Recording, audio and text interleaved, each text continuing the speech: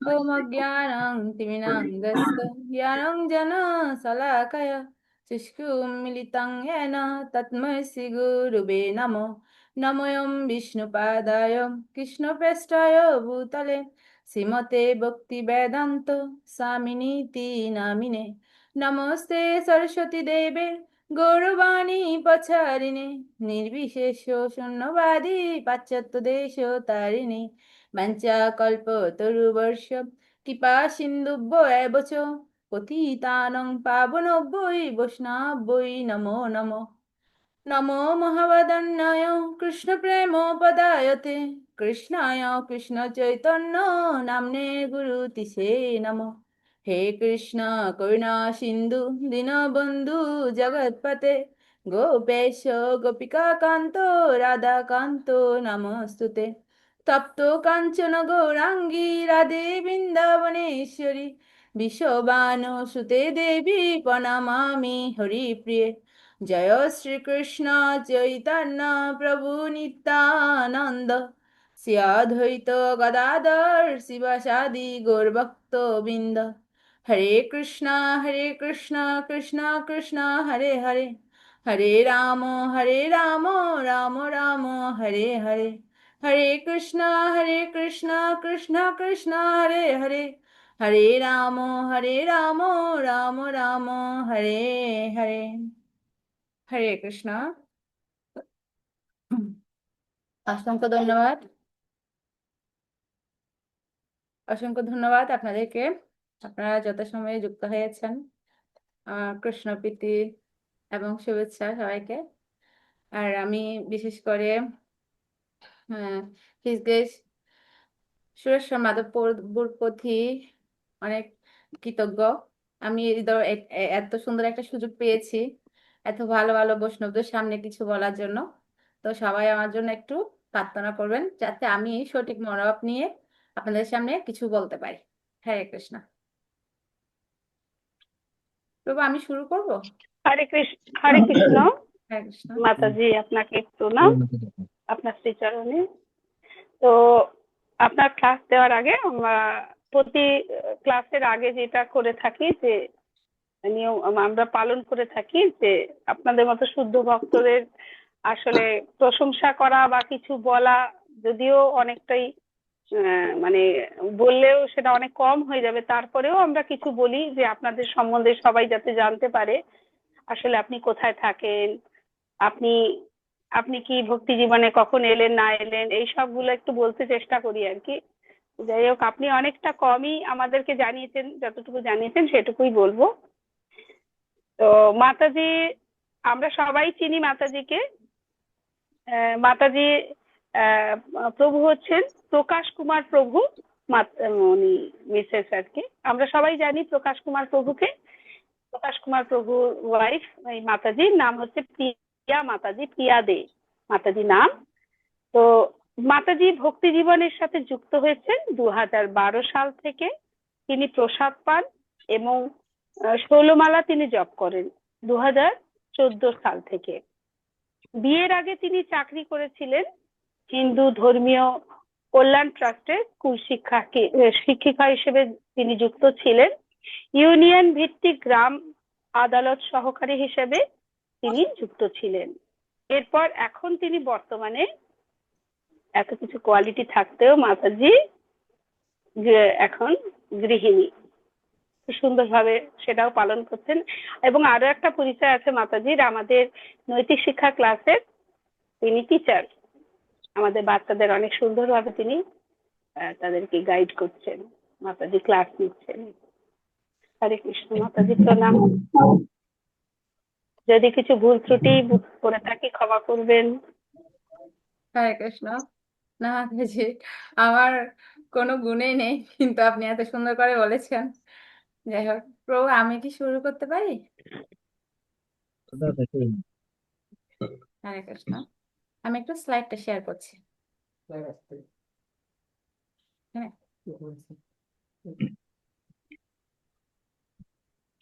yes.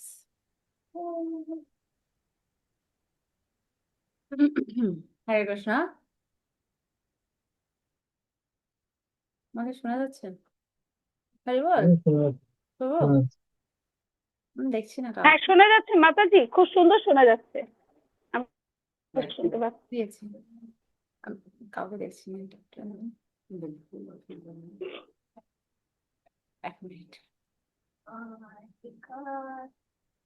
এটাও লাগবে। স্লাইডটা কি দেখা যাচ্ছে? আমাকে একটু বলবেন। হ্যাঁ, দেখা যাচ্ছে মাতাজি। হরে কৃষ্ণ মাতাজি, দেখা যাচ্ছে। Thank you.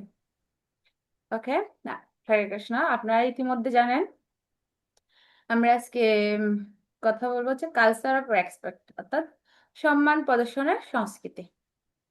তো যে মাত্র আমরা কালচার এই শব্দটা শুনি, কালচার জিনিসটা কি? কালচার বলতে আমরা সাধারণত বুঝি এটা হচ্ছে একটা ট্রেডিশন বা ঐতিহ্য, কাস্টম বা প্রথা। যেমন ভারতীয় কালচার, তারপর হচ্ছে বাংলাদেশের কালচার। এটা হচ্ছে কোনো একটা সমাজের বা কোনো একটা অঞ্চলের পরিচিতি বহন করে। যেমন ইউরোপিয়ান কালচার, আমেরিকার কালচার। তো প্রত্যেকটা কালচারের কিছু কিছু উপকালচার রয়েছে, উপসংস্কৃতি রয়েছে। মানে কোনো একটা সংস্কৃতিকে যখন ছোট ছোট ভাগে ভাগ করা হয়, তখন সেগুলোকে উপসংস্কৃতি বলা হয়। যদি বাংলাদেশের কথা চিন্তা করি আমরা, তাহলে চট্টগ্রামের উপসংস্কৃতি, ঢাকার উপসংস্কৃতি, তারপর রাজশাহীর উপসংস্কৃতি। কিন্তু প্রত্যেকটা উপসংস্কৃতি আলাদা আলাদা হলেও যখন আমরা একসাথে স্বাধীনতা দিবস পালন করি, বিজয় দিবস পালন করি, তখন প্রত্যেকটা উপসংস্কৃতি একত্রিত হয়ে আবার একই সংস্কৃতি এবং কালচার আমরা উদযাপন করে থাকি। আমরা দেখি ছিল প্রভুপাদের যে অভিন্ন বৈষ্ণব সংস্কৃতি, যে ছিল প্রভুপাদ অভিন্ন যে বৈষ্ণবীয় সংস্কৃতি শিক্ষা প্রদান করছেন। ছিল প্রভুপাদ উনি ভিন্ন ভিন্ন কালচার এবং সংস্কৃতি বা উপসংস্কৃতির ভিন্ন দেশের সনাতন ধর্মে কিছু ইউনিক এবং অনন্য বৈষ্ণবীয় সংস্কৃতি প্রদান করেছেন। উনি বিভিন্ন দেশের সংস্কৃতিকে একটা বৈদেশিক বৈদিক সংস্কৃতিতে কি করেছেন, রূপান্তর করেছেন। যেমন আমরা দেখব, আমরা যদি যে কোনো মন্দিরে যাই, পৃথিবীর যে কোনো প্রান্তে হোক, যে কোনো দেশে হোক, ইসকনের আমরা যে কোনো যখন মন্দিরে যাব, আমরা দেখি একই ধরনের সংস্কৃতি। সব জায়গায় একই ধরনের সংস্কৃতি। যেমন ভোর 4টায় মঙ্গল আরতির টাইম, একই ধরনের হচ্ছে ভুখ লাগানোর টাইম, তারপর হচ্ছে একই সময়ে আরতি, সন্ধ্যা আরতির টাইম, একই ধরনের ভগবানকে সজ্জা প্রদানের টাইম। তাছাড়া জন্মাষ্টমী, গৌর পূর্ণিমা, নৃসিংহ চৌদ্দশী, মানে সবকিছু হচ্ছে একই সিস্টেমের। তো শ্রীল প্রভুপাদ উনি এই কৃষ্ণ ভগবানের সংস্কৃতি সেটিকে সারা বিশ্বে একইভাবে এবং অনন্যভাবে প্রদান করেছেন। আমরা দেখব পৃথিবীর যে কোনো প্রান্তে আমরা যদি যাই, তখন আমাদেরকে আমরা এই সংস্কৃতির দ্বারা প্রভাবিত হয়ে আমরা বলি হরে কৃষ্ণ, দণ্ডবত আমরা দণ্ডবত প্রণতি নিবেদন করি। আমরা একে অন্যকে বলি যে আমি কি আপনার কোনো সেবা করতে পারি, এইভাবে আমরা বলি। এটি হচ্ছে শ্রীল প্রভুপাদের সংস্কৃতি। এখন আমরা দেখি যে এই সংস্কৃতিটা কিভাবে সৃষ্টি হয়। সংস্কৃতি সাধারণত আমাদের যে চিন্তাগুলো আছে, আমাদের চিন্তাগুলো আমাদের কথাতে পরিণত হয়। আর আমাদের যে কথা আছে, আমাদের কথাগুলো আমাদের কাজে রূপান্তর হয়। আর আমাদের কাজগুলো আমাদের অভ্যাসে রূপান্তর হয়। আর আমাদের অভ্যাস হচ্ছে আমাদের চরিত্র। আর আমাদের চরিত্র থেকে আমাদের সংস্কৃতি আসে। তো আমরা যদি একদম আহ, উম, একদম এই আগে এই লোয়ার লেভেল থেকে ভাবি যে আমাদের চিন্তা, আমাদের চিন্তার লেভেল থেকে আমাদের সংস্কৃতি আসে। তো যদি আমাদের চিন্তার লেভেল শুদ্ধ থাকে, আমাদের চিন্তার লেভেল যদি ভালো থাকে, তাহলে আমরা একটি শুদ্ধ সংস্কৃতি পাবো। কারণ আমাদের চিন্তার লেভেল থেকে আমাদের সংস্কৃতি আসে। এখন আমরা দেখি কালচার, রেসপেক্ট। এতক্ষণ আমরা বলেছি কালচার নিয়ে। রেসপেক্ট মানে সম্মান প্রদর্শন। তো রেসপেক্ট, আমরা রেসপেক্ট শুনলে আমরা ভাবি যে রেসপেক্ট শব্দটা কি আমাদের জন্য, আমরা যারা আপডেটেড যুবক যুবতীরা রয়েছে, আমরা ভাবি যে এটা তো অনেক ব্যাকডেটেড একটা শব্দ, সম্মান। এটা তো আমাদের না, এটা হচ্ছে আমাদের বাবা, কাকা, জ্যাঠাদের শব্দ, বা যারা এখানে সিনিয়র আছেন ওনাদের শব্দ, এরকম ভাবে। কিন্তু এই রেসপেক্ট হচ্ছে একটা সভ্য সমাজের ফাউন্ডেশন। মানে সম্মানকে বলা হয় একটা সভ্য সমাজের ফাউন্ডেশন। প্রকৃতপক্ষে একটা সভ্য সমাজ বা সংস্কৃতি দাঁড়িয়ে আছে এই সম্মান প্রদর্শনের উপর। আমরা যখন দেখবো সে আদিমকালের বর্বর যুগ, সেখানে কি ছিল না, কোন রকম কেউ কাউকে সম্মান করতো না, কোনো রকম নিয়ম ছিল না, কেউ কাকে গ্রাহ্য করতো না। ফলে কি হতো, সমাজে বিভিন্ন উৎপাত, অনাচার সৃষ্টি হতো। কিন্তু আমরা বর্তমান যুগে দাঁড়িয়ে সেই ধরনের উৎপাত চাই না, আমরা চাই একটা সুন্দর সুশৃঙ্খল সমাজ। তো আমরা যদি একটা সুন্দর সমাজ চাই, তাহলে আমাদের কি করতে হবে? একে অন্যকে সম্মান প্রদর্শন করতে হবে। কারণ সভ্য সমাজের ফাউন্ডেশন হচ্ছে সম্মান প্রদর্শন। তো আমরা যদি না চাই সে বর্বর যুগে ফিরে যেতে, সে আদিম যুগে ফিরে যেতে, তাহলে আমাদের সম্মান প্রদর্শন একে অন্যকে করতে হবে। এখন প্রশ্ন হচ্ছে, আমরা সাধারণত কিভাবে সম্মান প্রদর্শন করি? তো আমরা সাধারণত সম্মান প্রদর্শন করি বয়োজ্যেষ্ঠদের প্রণাম করার মাধ্যমে আমরা সম্মান প্রদর্শন করতে পারি। তারপর হচ্ছে উম যেমন বর্তমান যুগে ছেলেমেয়েরা মনে করে যে প্রণাম করা এটা হচ্ছে মানে কেমন, কিন্তু বয়োজ্যেষ্ঠদের প্রণাম করা এটা হচ্ছে সম্মান প্রদর্শনের একটা মেইন একটা লক্ষণ। সম্মান প্রদর্শন, এখন দেখবো আমরা সম্মান প্রদর্শন এটা কত প্রকার। সম্মান প্রদর্শন হচ্ছে দুই প্রকার। একটা হচ্ছে রিচুয়াল রেসপেক্ট, অর্থাৎ বিভিন্ন প্রথার মাধ্যমে সম্মান প্রদর্শন। আর আরেকটি হচ্ছে জেনুইন রেসপেক্ট, অর্থাৎ হৃদয় থেকে অকৃত্রিম সম্মান প্রদর্শন। তো আমি এই জিনিসগুলো একটু তাড়াতাড়ি করে যাচ্ছি, কারণ এগুলো হচ্ছে কমন। আমরা লাস্টের দিকে এই সম্পর্কে আরো বিস্তারিত আলোচনা করব। যেমন রিচুয়াল এক্সপেক্ট। রিচুয়াল এক্সপেক্ট এটা কি? এটা হচ্ছে প্রচলিত বিভিন্ন প্রথার মাধ্যমে সম্মান প্রদর্শন। যেমন কোনো টিচার যখন ক্লাসরুমে আছে, স্টুডেন্ট তাকে হঠাৎ করে দাঁড়িয়ে সম্মান প্রদর্শন করলো, এটা একটা রিচুয়াল এক্সপেক্টের উদাহরণ হতে পারে। কেউ যখন এগিয়ে গেল থ্যাংক ইউ বলা। তারপর কেউ যখন ফোন কল দেয়, আমরা খুব সুন্দর করে বলি গুড মর্নিং বা গুড নাইট। তারপর যারা হোটেলে ওয়েটাররা আছেন, তারা কি করেন? তারা সম্মান প্রদর্শন করেন। এরপরে যারা ব্যাংকার রয়েছেন, ওনারা সম্মান প্রদর্শন করেন তাদের ক্রেতাদের সাথে। বিমানবালারা যাত্রীদের প্রতি সম্মান প্রদর্শন করেন খুব সুন্দর আচরণের মাধ্যমে। এগুলো হচ্ছে কিছু রিচুয়াল রেসপেক্টের উদাহরণ। এখন আমরা দেখব জেনুইন রেসপেক্ট। জেনুইন রেসপেক্টটা কি? এটা হচ্ছে হৃদয় থেকে অকৃত্রিম সম্মান প্রদর্শন। যেমন কোনো ব্যক্তিকে আমরা জেনুইন রেসপেক্ট বা হৃদয় থেকে অকৃত্রিম সম্মান প্রদর্শন কখন করি? যখন ওই ব্যক্তির প্রতি আমাদের বিশ্বাস থাকে বা বিশ্বাস করি, এবং সেই ব্যক্তির প্রতি আমাদের ভালোবাসা রয়েছে। আমি আবার একটু রিপিট করি, যখনই ওই ব্যক্তির প্রতি আমাদের বিশ্বাস থাকে এবং ওই ব্যক্তির প্রতি আমাদের ভালোবাসা রয়েছে, তখনই ওই ব্যক্তির প্রতি আমার হৃদয় থেকে অকৃত্রিম সম্মান প্রদর্শন আমরা করি। এটা হচ্ছে জেনুইন রেসপেক্ট, এটা হৃদয় থেকে অটোমেটিক আসে অকৃত্রিম সম্মান প্রদর্শন। আমি একটা উদাহরণ দিচ্ছি। ছিল প্রভুপাদ এবং ওনার একজন শিষ্য ছিলেন ইহুদি সংস্কৃতির শিষ্য ব্রহ্মানন্দ প্রভু। তো ব্রহ্মানন্দ প্রভু ছিলেন ইহুদির। আজ উনি শিল প্রভুপাদের একজন শিষ্য। উনি যখন শ্রীল প্রভুপাদের শরণাগত হয়েছিলেন এবং শ্রীল প্রভুপাদ যখন ওনাকে দীক্ষা প্রদান করছিলেন, এই ঘটনাতে ব্রহ্মানন্দ প্রভুর পিতামাতা খুবই সন্তুষ্ট ছিলেন না। ওনারা ভাবছিলেন যে আমরা ইহুদি, আমার সন্তান ইহুদি সংস্কৃতি গ্রহণ করত, কেন এই ভারতীয় কালচার বা ভারতীয় সংস্কৃতি উনি গ্রহণ করছেন, এই মানে এই ধরনের মনোভাব ছিল ওনাদের। তো শ্রীল প্রভুপাদ যেদিন ব্রহ্মানন্দ প্রভুকে দীক্ষা প্রদান করছিলেন, ওই দিন শ্রীল প্রভুপাদ বলছিলেন আজকে হচ্ছে তোমার একটা সবচেয়ে বড় একটা দিন। আজকে তোমার উচিত তোমার পিতামাতার কাছে গিয়ে কি করা? আশীর্বাদ প্রার্থনা করা। তো শ্রীল প্রভুপাদের কথা শুনে ব্রহ্মানন্দ প্রভুর বাবা মার ফ্ল্যাটে গেলেন এবং দরজা নক করলেন। নক করার পর ব্রহ্মানন্দ প্রভুর মা দরজা খুলে দেখছেন কেউ নেই। উনি ভাবছেন কি হলো এটা, আমি দরজা নক করলো, আমি দরজা খুলেছি কিন্তু কেউ নেই। কিন্তু পরক্ষণে উনি লক্ষ্য করলেন একজন মানে ব্রহ্মচারী, উনি পুরা মাথা মস্তক মানে একদম সুন্দর পোশাক পরে প্রণতি নিবেদন করছেন। তো উনি তো পুরো অবাক হয়ে গেলেন এবং একটু লক্ষ্য করার পর দেখলেন এটা হচ্ছে উনারই সন্তান ব্রহ্মানন্দ প্রভু। তো উনি বলছেন তুমি কি করছো এটা, তুমি কেন এটা করছো? তো ব্রহ্মানন্দ প্রভু বলছেন এটা আমাকে আমার গুরু মহারাজ বলেছে যে আপনাদেরকে প্রণতি নিবেদন করতে, আপনাদের কাছ থেকে আশীর্বাদ প্রার্থনা করতে। বলছে তুমি তো এই ধরনের আচরণ কোনোদিন করনি, তুমি তো আমাদের সাথে এইভাবে ব্যবহার কোনোদিন করনি। বলছে না, আমার গুরু মহারাজ বলেছে আজকে আমার জন্য একটা মহৎ একটা দিন এবং আপনাদের কাছ থেকে আশীর্বাদ প্রার্থনা করার জন্য। ব্রহ্মানন্দ প্রভুর এমন আচরণে এবং উম, তার গুরুদেবের প্রতি এত নিষ্ঠা এবং তার বাবা মার প্রতি এত সম্মান দেখে ব্রহ্মানন্দ প্রভুর মায়ের হৃদয় পরিবর্তন হয়ে গিয়েছিল। তার অকৃত্রিম সম্মান প্রদর্শন দেখে, ব্রহ্মানন্দ প্রভুর অকৃত্রিম সম্মান প্রদর্শন দেখে ব্রহ্মানন্দ প্রভুর মায়ের হৃদয়কে স্পর্শ করেছিল এবং উনার হৃদয় পর্যন্ত পরিবর্তন হয়ে গিয়েছিল। তো এইটা হচ্ছে অকৃত্রিম সম্মান প্রদর্শন হৃদয় থেকে। এখন আমরা দেখব ritual respect versus genuine respect. Ritual respect এটা হচ্ছে সমাজের শৃঙ্খলা বৃদ্ধি করে এবং যেমন সম্মানবিহীন সমাজে উৎপাদেই থাকবে। যদি আমরা কাউকে সম্মান না করি, সমাজে উৎপাদে বৃদ্ধি করবে। আর জেনুইন রেসপেক্ট বিভিন্ন সম্পর্ককে খুব দৃঢ় করে এবং শক্তিশালী করে। যেমন ব্রহ্মানন্দ প্রভুর মায়ের আর ব্রহ্মানন্দ প্রভুর সম্পর্ককে দৃঢ় করেছিল পরিণতির মাধ্যমে।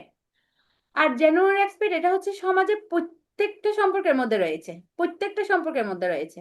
এটা হচ্ছে গুরু শিষ্য সম্পর্ক রয়েছে, স্বামী স্ত্রী সম্পর্কের মধ্যে রয়েছে, বাবা মার সম্পর্ক, তারপর হচ্ছে বস তার অধীনস্থ কর্মকর্তাদের মধ্যে রয়েছে, ছাত্র এবং শিক্ষকদের মধ্যে রয়েছে। এই সম্পর্কটা কি করে অত্যন্ত শক্তিশালী এবং এটা প্রত্যেকটা সম্পর্কের মধ্যে এটা খুবই বিদ্যমান। তা এখন আমরা দেখবো আমরা কাকে কাকে সম্মান প্রদর্শন করব, কাকে আমরা সম্মান প্রদর্শন করবো। আমাদের সম্মান প্রদর্শন নিয়ে এত কথা বলা হচ্ছে, তো বলা হচ্ছে যে সাধারণত নৈতিকভাবে যদি দেখতে যাই, আমাদের এই জগতে প্রতিটি জীবকে সম্মান প্রদর্শন করা উচিত। ভগবদ গীতায় এরকম একটা শ্লোক রয়েছে, ভগবদ গীতার পঞ্চম অধ্যায়ে 18 নং শ্লোক। বিদ্যা বিনয় সম্পন্নে, কি একজন চাইলে পড়তে পারেন আমার পরে? ওকে। বিদ্যা বিনয় সম্পন্নে ব্রাহ্মণে গবিহস্তিনি শুনি চৈব সপাকে চ পণ্ডিতা সমদর্শিনা। তো বলবো মাতাজি? ইয়েস মাতাজি, ইয়েস। পড়বো? হ্যাঁ। বিদ্যা বিনয় সম্পন্নে ব্রাহ্মণে গোপীহস্তিনি শুনি চৈব সপাকে চ পণ্ডিতা সমদর্শিনা। হরে কৃষ্ণ মাতাজি। Thank you.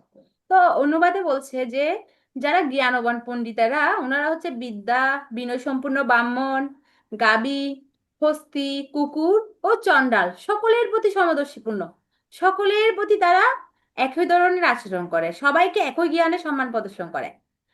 এখন প্রশ্ন হচ্ছে যে একই জ্ঞানে সম্মান প্রদর্শন করে সেই জ্ঞানটা কি, বা প্রকৃত জ্ঞানটি কি? প্রকৃত জ্ঞানটি হচ্ছে যে প্রত্যেকটি প্রাণী ভিন্ন হতে পারে কিন্তু প্রত্যেকটি প্রাণীর হৃদয়ে একই পরমাত্মা অবস্থান করছে। তাদের দেহগত ভিন্ন হতে পারে কিন্তু সবার হৃদয়ে পরমাত্মা রয়েছে এবং ভগবান শ্রীকৃষ্ণ প্রতিটি প্রাণীর হৃদয়ে পরমাত্মা রূপে রয়েছে। আর যারা যথার্থ ব্যক্তি, যথার্থ পণ্ডিত ব্যক্তি, তারা সেই জন্য সবাইকে সমানভাবে প্রদর্শন করেন এবং সবাইকে সমানভাবে সম্মান করেন। এখন এখন আমরা ভাবতে পারি তাহলে আমরা কি করব? আমরা কি একটা বাঘের কাছে গিয়ে বলবো যে হে বাঘ, তোমার কাছে পরমাত্মা রয়েছে, আমার কাছে পরমাত্মা রয়েছে, এসো আমরা কি করি, একসাথে আমরা হরিনাম করি? এটা আমরা বলতে পারবো? বা কুকুরের কাছে গিয়ে আমরা বলতে পারবো? তাহলে বাঘ কামড় দিবে, কুকুর কুকুর কামড় দিবে, জলাতঙ্ক হবে। আমরা সাপের কাছে গিয়ে ওইটা বলতে পারছি না, কারণ সাপ হচ্ছে হিংস্র। এরা কি করবেন? কামড় দিবে, আমাদের উম, মৃত্যুবরণ পর্যন্ত হতে পারে। কিন্তু মহাপ্রভু কি করেছেন? মহাপ্রভু ঝাড়িখণ্ডে বনে যখন গিয়ে দিয়ে যাওয়ার সময় উনি বাক্য আর হরিণকে একত্রে নৃত্য করেছেন। তো আমরা মহাপ্রভুর লেভেলে না, মহাপ্রভুর আমরা আমাদের লেভেলে থেকে সম্মান প্রদর্শন করতে পারি, নিরাপদ দূরত্ব থেকে আমরা সম্মান প্রদর্শন করতে পারি। আমরা কোনো জীবকে আঘাত না করার মাধ্যমে আমরা সম্মান প্রদর্শন করতে পারি। ঠিক আছে, আমরা আমাদের লেভেলে থেকে আমাদের সম্মান প্রদর্শন প্রত্যেকটা জীবের প্রতি, প্রত্যেকটা প্রাণীর প্রতি আমাদের সম্মান প্রদর্শন আমরা করতে পারি। দেখো আমরা দেখি 3 ধরনের সম্মান প্রদর্শন রয়েছে। একটা হচ্ছে আপওয়ার্ড রেসপেক্ট, একটা হচ্ছে আউটওয়ার্ড রেসপেক্ট, আর একটা হচ্ছে ইনওয়ার্ড রেসপেক্ট। আপওয়ার্ড রেসপেক্ট কি? প্রবীণ বা গুরুজনদের প্রতি সম্মান প্রদর্শন। ইনওয়ার্ড রেসপেক্ট হচ্ছে বাহ্যিকভাবে আচরণের মাধ্যমে সম্মান প্রদর্শন। আর আউটওয়ার্ড রেসপেক্ট হচ্ছে বাহ্যিকভাবে আচরণের মাধ্যমে সম্মান প্রদর্শন। ইনওয়ার্ড হচ্ছে বাহ্যিকভাবে না দেখেই মনে মনে সম্মান প্রদর্শন। তো আপওয়ার্ড রেসপেক্ট এটা হচ্ছে প্রবীণ বা গুরুজনদের প্রতি সম্মান প্রদর্শন করা হয়। প্রবীণ বা গুরুজনদের প্রতি যেমন পরমেশ্বর ভগবান শ্রীকৃষ্ণ, আমরা যখন প্রবীণ বা গুরুজনদের প্রতি সম্মান প্রদর্শন করব, এই ধীরে ধীরে ক্রমান্বয়ে যেতে যেতে শেষ পর্যন্ত শ্রীকৃষ্ণকেও সম্মান প্রদর্শন করা বুঝাবে এবং শ্রীকৃষ্ণের কাছে এটি পৌঁছে যাবে। যেমন রামায়ণ, আমরা যদি রামায়ণ দেখি, রামায়ণ হচ্ছে পুরোটাই কিভাবে অন্যকে সম্মান প্রদর্শন করা হয় তার একটা মহাকাব্য। যেমন ভগবান শ্রী রামচন্দ্র, উনি কি করেছেন, উনি বনবাসে গিয়েছেন, ওনাকে বনবাসে পাঠানো হলো 14 বছরের জন্য। আমরা যদি স্বাভাবিকভাবে বলতে যাই যে রামচন্দ্র কি করেছেন, 14 বছরের জন্য বনে গিয়েছেন, কিন্তু এটা খুব একটা মানে সহজ না যে পরমেশ্বর ভগবান ওনার ঘোষণা হয়ে গিয়েছে, উনি রাজা, রাজা হবেন, রাজ্য অভিষেক হবেন ওনার, সমস্ত জায়গায় ঘোষণা করা হয়েছে, সবকিছু তৈরি করা হয়ে গেছে। তো পরদিন বলছে, পরদিন রাজ্য অভিষেক, তো ওনাকে বলছে যে তোমাকে এখন বনে যেতে হবে 14 বছরের জন্য। উনি ওই মুহূর্তে কোনো প্রতিক্রিয়া না দেখিয়ে ওনার বাবার বাবার যে বর ওটাকে সম্মান প্রদর্শন করে উনি কি করেছেন, সাথে সাথে বনে গিয়েছেন। এবং উনি বন থেকে আসার পরে উনি যেরকম ভাবে ওনার কৌশল্যা মায়ের প্রতি ওনার যে আচরণ ছিল, ঠিক একই ধরনের আচরণ উনি কৈকেয়ী মায়ের প্রতি করেছেন। কৈকেয়ীর প্রতি তার কোনো অসম্মান ছিল না। তো আমরা দেখি বা পরমেশ্বর ভগবান শ্রীকৃষ্ণ উনি সম্মান প্রদর্শন করছেন ওনার পিতা মাতাকে। কিভাবে সম্মান প্রদর্শন করছেন ওনার পিতা মাতার প্রতি, উনি যে উনি নন্দ মহারাজের জুতা মাথার উপর করে নিয়ে এসে নন্দ মহারাজকে দিচ্ছেন, পিতাকে দিচ্ছেন। পরমেশ্বর ভগবান এভাবে সম্মান প্রদর্শন করছেন। এখন আমরা দেখি যে আমরা কিভাবে পিতা মাতাকে সম্মান প্রদর্শন করতে পারি। যেমন আমরা খুব মনোযোগ সহকারে শ্রবণ করার মাধ্যমে, ওনাদের কথা মনোযোগ সহকারে শোনার মাধ্যমে ওনাদেরকে কি করতে পারি, সম্মান প্রদর্শন করতে পারি। তারপর হচ্ছে বিনীত বা ভদ্রকণ্ঠে কথা বলার মাধ্যমে, এটা পিতা মাতার প্রতি না, যে কোনো গুরুজনদের প্রতি, যে কোনো গুরুজনের প্রতি আমরা বিনীত বা ভদ্রকণ্ঠে কথা বলার মাধ্যমে আমরা সম্মান প্রদর্শন করতে পারি। তারপর সেবা প্রদানের মাধ্যমে, যেটা খুব ইম্পর্টেন্ট, সেটা সেটা হচ্ছে প্রত্যেকের লেভেলে আমরা আমাদের লেভেলে সেবা প্রদান করব।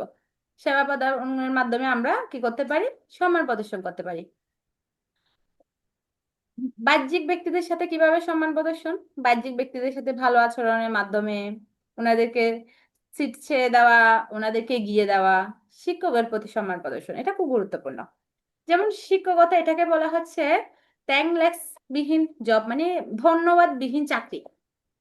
আর শিক্ষকরা কি করেন, আমাদেরকে একটা ধাপ থেকে একটা ধাপে এগিয়ে নিয়ে যান, একটা ধাপ থেকে একটা ধাপ প্রশিক্ষণ দিয়ে আমাদেরকে উপরে তুলে দেন।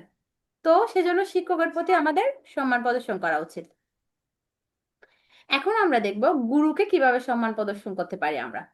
গুরুদেব হচ্ছেন যিনি আমাদেরকে পথ দেখান, জড়জগৎ থেকে উদ্ধার করার জন্য দায়িত্ব গ্রহণ করেন। তো আমরা এখানে উদাহরণ হিসেবে দেখতে পারি যে পরমেশ্বর ভগবান শ্রী রামচন্দ্র, উনি কি করেছেন, উনি যখন জ্ঞাতে গিয়েছেন সীতার, উনি যখন সীতার যে বিবাহ হচ্ছিলেন ওখানে গিয়েছেন, সমস্ত রাজারা কি করছেন, এই হরধনুটি ভাঙার প্রচেষ্টা করছেন, কেউ পাচ্ছেন না, কিন্তু রামচন্দ্র বসেছিলেন, উনি যাচ্ছেন না। যখনই ওনার গুরুদেব বিশ্বামিত্র ওনাকে অনুমতি দিয়েছেন, যতক্ষণ অনুমতি দেননি ততক্ষণ উনি হরধনু তোলার জন্য যাননি। যখনই অনুমতি প্রদান করেছেন তখন উনি গিয়ে এই হরধনুটিকে তুলেছেন এবং শিলা পরিয়েছেন এবং ভেঙেছেন। এবং গুরুদেবকে এভাবে সম্মান প্রদর্শন করা, গুরুদেবের প্রতি এভাবে উনি সম্মান প্রদর্শন করেছেন। তো আমরা দেখতে পারি আমাদের আহ আমাদের যিনি ইসকন প্রতিষ্ঠাতা আচার্য ছিল প্রভুপাদ, উনি কিভাবে সম্মান প্রদর্শন করেছেন। উনি এই, পাশ্চাত্যে গিয়ে, পাশ্চাত্যে ছিল প্রভুপাদ 2022 সালে, সরি 1922 সালে গুরু থেকে নির্দেশ প্রাপ্ত হয়েছিলেন যে পাশ্চাত্যে গিয়ে তুমি ইংরেজিতে কৃষ্ণ ভক্তি প্রচার করো। দীর্ঘকাল উনি এটা হৃদয়ে লালন করেছেন এবং অবশেষে 1965-তে গিয়ে তিনি ইসকন প্রতিষ্ঠা করেছেন 1966-তে। তো উনি এভাবে গুরুদেবের প্রতি সম্মান, এবং আপনারা দেখবেন ছিল প্রভুপাদের সমস্ত গ্রন্থতে উনি সমস্ত কৃতিত্ব ওনার গুরুদেবকে প্রদান করছেন, কৃষ্ণকে প্রদান করছেন। প্রভুপাদ ওনার মানে আমি অনেকগুলো গ্রন্থ পড়েছি, প্রত্যেকটা গ্রন্থতে প্রভুপাদ কি করছেন, তার গুরুদেবকে সমস্ত কৃতিত্ব দিচ্ছেন। এবং উনি যখন উম, আটলান্টাতে একটা গুরুদেবের ব্যাস পুজোতে উনি গুরুদেবের মহিমা বর্ণনা করতে গিয়ে উনি একদম আবেগ আপ্লুত হয়ে গিয়েছিলেন, ওনার কণ্ঠ বাকরুদ্ধ হয়ে গিয়েছিলেন। তারপর আমরা দেখি যে পরমেশ্বর ভগবান শ্রীকৃষ্ণ উনি কি করেছেন, উনি গুরুগৃহে গুরুকুলে উনি যে ছোট ছোট সেবাগুলো করতেন। উনি হচ্ছে এই গুরু গুরু আঙ্গিনা ঝাড়ু দিতেন, তারপর সুদামাকে নিয়ে বন থেকে কাঠ নিয়ে আসতেন, গুরুদেবের জন্য বিভিন্ন ফল সংরক্ষণ করে আনতেন। তো এই ছোট ছোট জিনিসগুলো কি করেছেন, সেবাগুলো করেছেন যিনি পরমেশ্বর ভগবান সমস্ত বিশ্ব ব্রহ্মাণ্ডের মালিক। উনি গুরুদেবের প্রতি সম্মান প্রদর্শন করেছেন। পরমেশ্বর ভগবান রামচন্দ্র উনি গুরুদেবের প্রতি সম্মান প্রদর্শন করেছেন। তারপর আমাদের ইসকন প্রতিষ্ঠাতা আচার্য ছিল প্রভুপাদ, ওনার গুরুদেবের প্রতি কিরকম সম্মান প্রদর্শন। তো এখন আমরা একটা একটা ছোট একটা ভিডিও দেখব।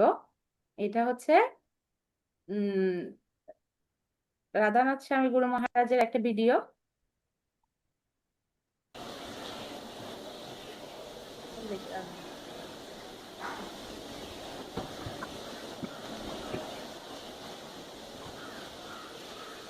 We are reading from the chapter Creation of the Kumaras and others. Where the few verses of discussion are going on a very important topic on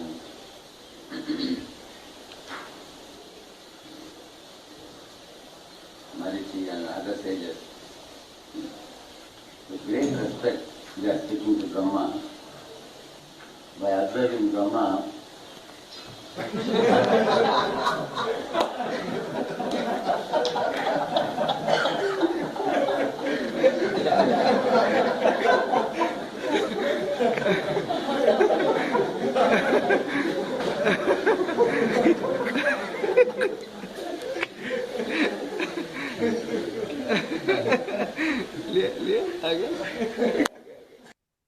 আশা করি আপনারা বুঝতে পেরেছেন। আর রাধানাথ স্বামী গুরু মহারাজ আর হচ্ছে রাধেশ্যাম প্রভু।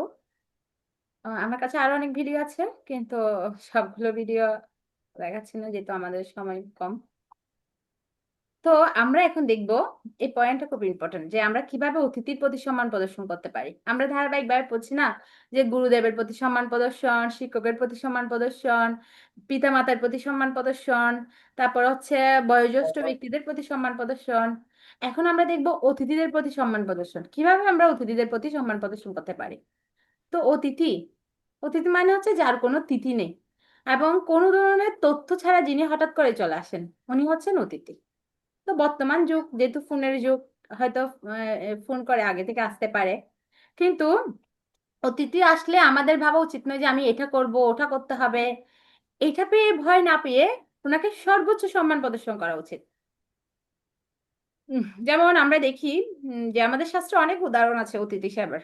যেমন যুধিষ্ঠির মহারাজ, যুধিষ্ঠির মহারাজের রাজসূত যজ্ঞের ভগবান শ্রীকৃষ্ণ অতিথিদের পাদসেবা করেছিলেন, পদসেবা করেছিলেন উনি অতিথিদের। তারপর হচ্ছে সুদামা, আমরা সবাই জানি যে সুদামা যখন কৃষ্ণের রাজপ্রাসাদে এসেছিলেন, কৃষ্ণ পরমেশ্বর ভগবান শ্রীকৃষ্ণ ওনাকে অত্যন্ত যত্ন সহকারে সুদামা সেবা করেছিলেন। তারপর ঘনশ্যাম বাবা, উনি হচ্ছেন বৃন্দাবনের একজন বাবা, ঘনশ্যাম বাবা। উনি উনার অতিথি হয়েছিলেন রাধানাথ স্বামী গুরু মহারাজ। তো আমি একটু ছোট করে বলি, ঘনশ্যাম বাবার একটা বিগ্রহ ছিল, এটা হচ্ছে রাধা গোপীজন বল্লভ। তো আর ঘনশ্যাম বাবা হচ্ছেন বৃন্দাবনের বাবাজি। ঘনশ্যাম বাবা সারাদিন মাত্র 3টা চাপাটি পাইতেন, চাপাটি রুটির মতো 3টা চাপাটি পেতেন। রাধা গোপীজন বল্লভকে ভুক লাগিয়ে সারাদিনই শুধু উনি 3টা চাপাটি পেতেন। আর রাধানাথ স্বামী গুরু মহারাজ যখন ঘনশ্যাম বাবার কাছে যেতেন, তখন ঘনশ্যাম বাবা কি করতেন, ওই রাধা গোপীজন বল্লভকে ভুক লাগিয়ে এই 3টা চাপাটি রাধানাথ স্বামী গুরু মহারাজকে দিয়ে দিতেন। তারপর রাধানাথ স্বামী গুরু মহারাজ এটা পেয়ে চলে আসতেন, কারণ মহারাজ জানতেন না। তো এইভাবে অনেক দিন, প্রায় 3-4 দিন এইভাবে যখন পাওয়ার পর বৃন্দাবনে অন্যান্য বাবাজিরা কি করেছেন, এই জিনিসটা মানে ওনাদের বলছে, ওনারাও রাধানাথ স্বামী মহারাজের কাছে গিয়ে বলছে, বলছে যে ঘনশ্যাম বাবা উনি মাত্র সারাদিনে 3টা চাপাতি পায়, আর আপনি যখন আসেন এটা আপনাকে প্রদান করে, আর ঘনশ্যাম বাবা সারাদিন আর কিছুই পায় না। এই কথাটা যখন রাধানাথ স্বামী গুরু মহারাজ শুনেছেন, উনি কি করেছেন, এরপরে যখন গিয়েছেন বলছেন যে আমি আর কি পাবো না, আমি পাবো না চাপাতি, আপনি পান, কারণ আমি বৃন্দাবনে বিভিন্ন জায়গায় ভ্রমণ করি, বিভিন্ন প্রসাদ আমি পাই, কিন্তু আপনি তো কোথাও যান না, আপনি পান। যখন এই কথা বলল ঘনশ্যাম বাবাকে, ঘনশ্যাম বাবা একদম কন্দন করছে, বলছে না না, আমি হচ্ছি রাধা গোপীজন বল্লভের দাস, আর তুমি হচ্ছ রাধা গোপীজন বল্লভের অতিথি। কোনোদিন কি শুনেছো দাস অতিথিকে ফেলে দাস খেয়ে কোনো কিছু গ্রহণ করতে? আমি যদি তোমার সেবা না করি রাধা গোপীজন বল্লভ কি করবেন? আমার আমার অপরাধ নিবেন। তা আমি তোমার কাছে অনুরোধ করছি, তুমি কি করো, এটা গ্রহণ করো, এই চা পাতিটা তুমি গ্রহণ করো। মানে এইভাবে উনার মনোভাব দেখুন, এইভাবেই উনি এটা প্রদান করতেন। তো আরেকটা ঘটনা, যখন ঘনশ্যাম বাবা অনেক বয়স্ক হয়ে গিয়েছিলেন, বৃদ্ধ, উনি কি করতেন, যমুনা থেকে জল আনতে উনার অনেক কষ্ট হতো। তখন এই এই এই জিনিসগুলো খুব সুন্দর বিবরণ আছে গৃহ প্রত্যাবর্তন, রাধানাথ স্বামী গুরু মহারাজের গ্রন্থে। তখন রাধানাথ স্বামী গুরু মহারাজ গিয়ে ঘনশ্যাম বাবাকে বলতো যে আপনি আমাকে দিন, আমি তো যুবক, আমি খুব সহজ এটা নিয়ে যেতে পারবো, কিন্তু আপনার তো অনেক কষ্ট হচ্ছে। কিন্তু ঘনশ্যাম বাবা এটা দিত না। রাধানাথ স্বামী মহারাজ তখন জোর করতো, বলছে আপনি আমাকে দিন, আপনার তো কষ্ট হচ্ছে। তখন ঘনশ্যাম বাবা বলতো একদম কান্না, অশ্রু, উম, অশ্রুহিত চোখে বলতো যে আমার আর কোনো সম্বল নেই, এই ও রাধা গোপীজন বল্লভের এই সেবা ছাড়া আমার আর কোনো সম্বল নেই। তুমি দয়া করে আমার কাছ থেকে এই সেবাটা কেড়ে নিও না। আর তুমি হচ্ছে কে, রাধা গোপীজন বল্লভের অতিথি, আমি হচ্ছি দাস, আমার কাজ হচ্ছে সেবা করা। তোমাকে যদি দিয়ে যদি আমি এই কাজ, এই সেবাগুলো করাই, তখন রাধা গোপীজন বল্লভ আমার প্রতি কি হবেন, রুষ্ট হবেন। তো রাধা গোপীজন বল্লভের এই ঘনশ্যাম বাবার এই মানসিকতা দেখে, ঘনশ্যাম বাবার এই শিক্ষা দেখে অতিথি সেবার, রাধানাথ স্বামী গুরু মহারাজ রাধা গোপীনাথ নামে মন্দির প্রয়োগের নির্দেশ দেন পরবর্তীতে ইস্কনে। এবং উনি কি করেন, উনি বলেছেন যে এই রাধা গোপীনাথ মন্দিরে যারা আসবেন সবাই হচ্ছে এই রাধা গোপীনাথের অতিথি। তোমরা সবাইকে কি করবে, রাধা গোপীনাথের অতিথির মতো করে সেবা করবে এবং তাদেরকে রাধা গোপীনাথের আদর নিকটে নিয়ে আসবে।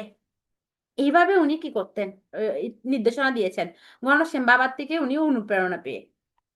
তো অতিথি সেবা এটা খুব গুরুত্বপূর্ণ। আমরা ভাবতে পারি যে অতিথি আসলো আমরা এটা করব ওটা করব না, অতিথিদেরকে শুধুমাত্র মানে সম্মান, শ্রদ্ধা, ভালোবাসা।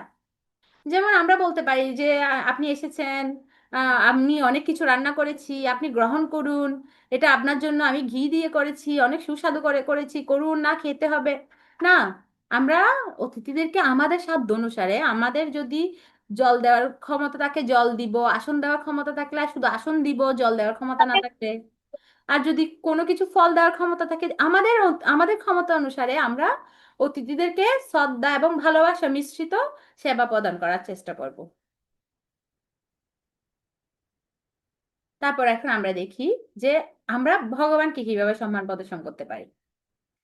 তো যারা হিমালয়ের যোগীরা ঠান্ডা বরফে, আগেকার দিনে ওনারা কি করতো, তপস্যা করতো। কিন্তু শ্রীল প্রভুপাদ আমাদের জন্য কি করেছেন, খুব সহজ উপায় বের করেছেন যে ভগবানকে সম্মান করার। আমরা কি করতে পারবো না, আমরা হিমালয়ের যোগীদের মতো ঠান্ডার মধ্যে হাজার হাজার বছর তপস্যা করতে পারবো না, যেহেতু আমাদের কলিযুগ, আমাদের আয়ুও খুব কম।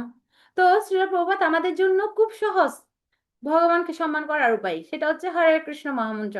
হরে কৃষ্ণ কৃষ্ণ কৃষ্ণ হরে হরে, হরে রাম রাম রাম হরে হরে।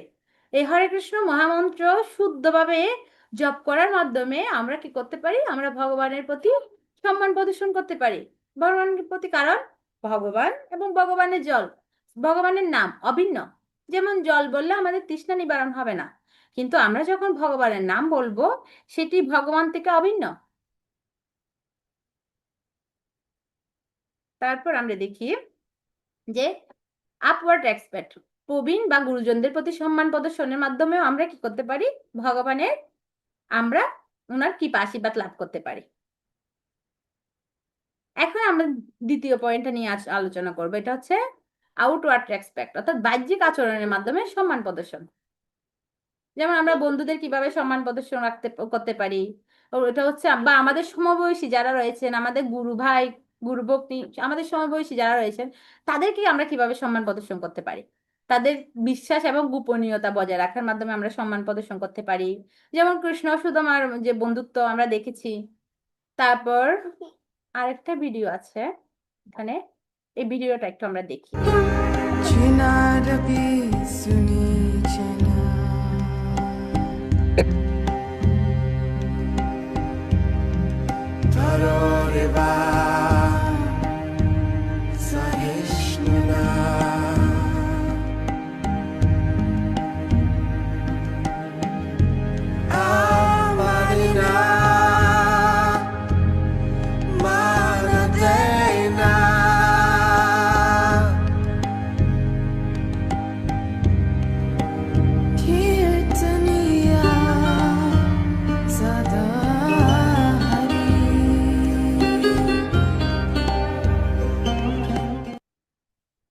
আমরা দেখি যে আমাদের এই এত সুন্দর একটা সংগঠন ইসকনের আমাদের যে গুরুরা রয়েছেন, গুরুদেবরা রয়েছেন, ওনারা কত সুন্দর, ওনাদের মধ্যে সম্পর্ক কত সুন্দর ভ্রাতৃত্বমূলক সম্পর্ক আমরা আমরা দেখতে পাই।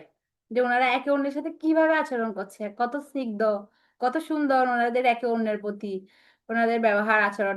আমরা সাধারণত দেখি যে যখন গুরুদেবরা বা ওনারা একে অন্যের কাছে, মানে একে অন্যের পাশে যখন থাকেন, ওনারা সমস্ত কথা কৃষ্ণ সম্পর্কিত, মানে ওনাদের সমস্ত কিছু কৃষ্ণ সম্পর্কিত। তো আমরা দেখি যে এটা ওনাদের আচরণের মাধ্যমেও, বাহ্যিকভাবে আচরণের মাধ্যমে এগুলো ফুটে ওঠে।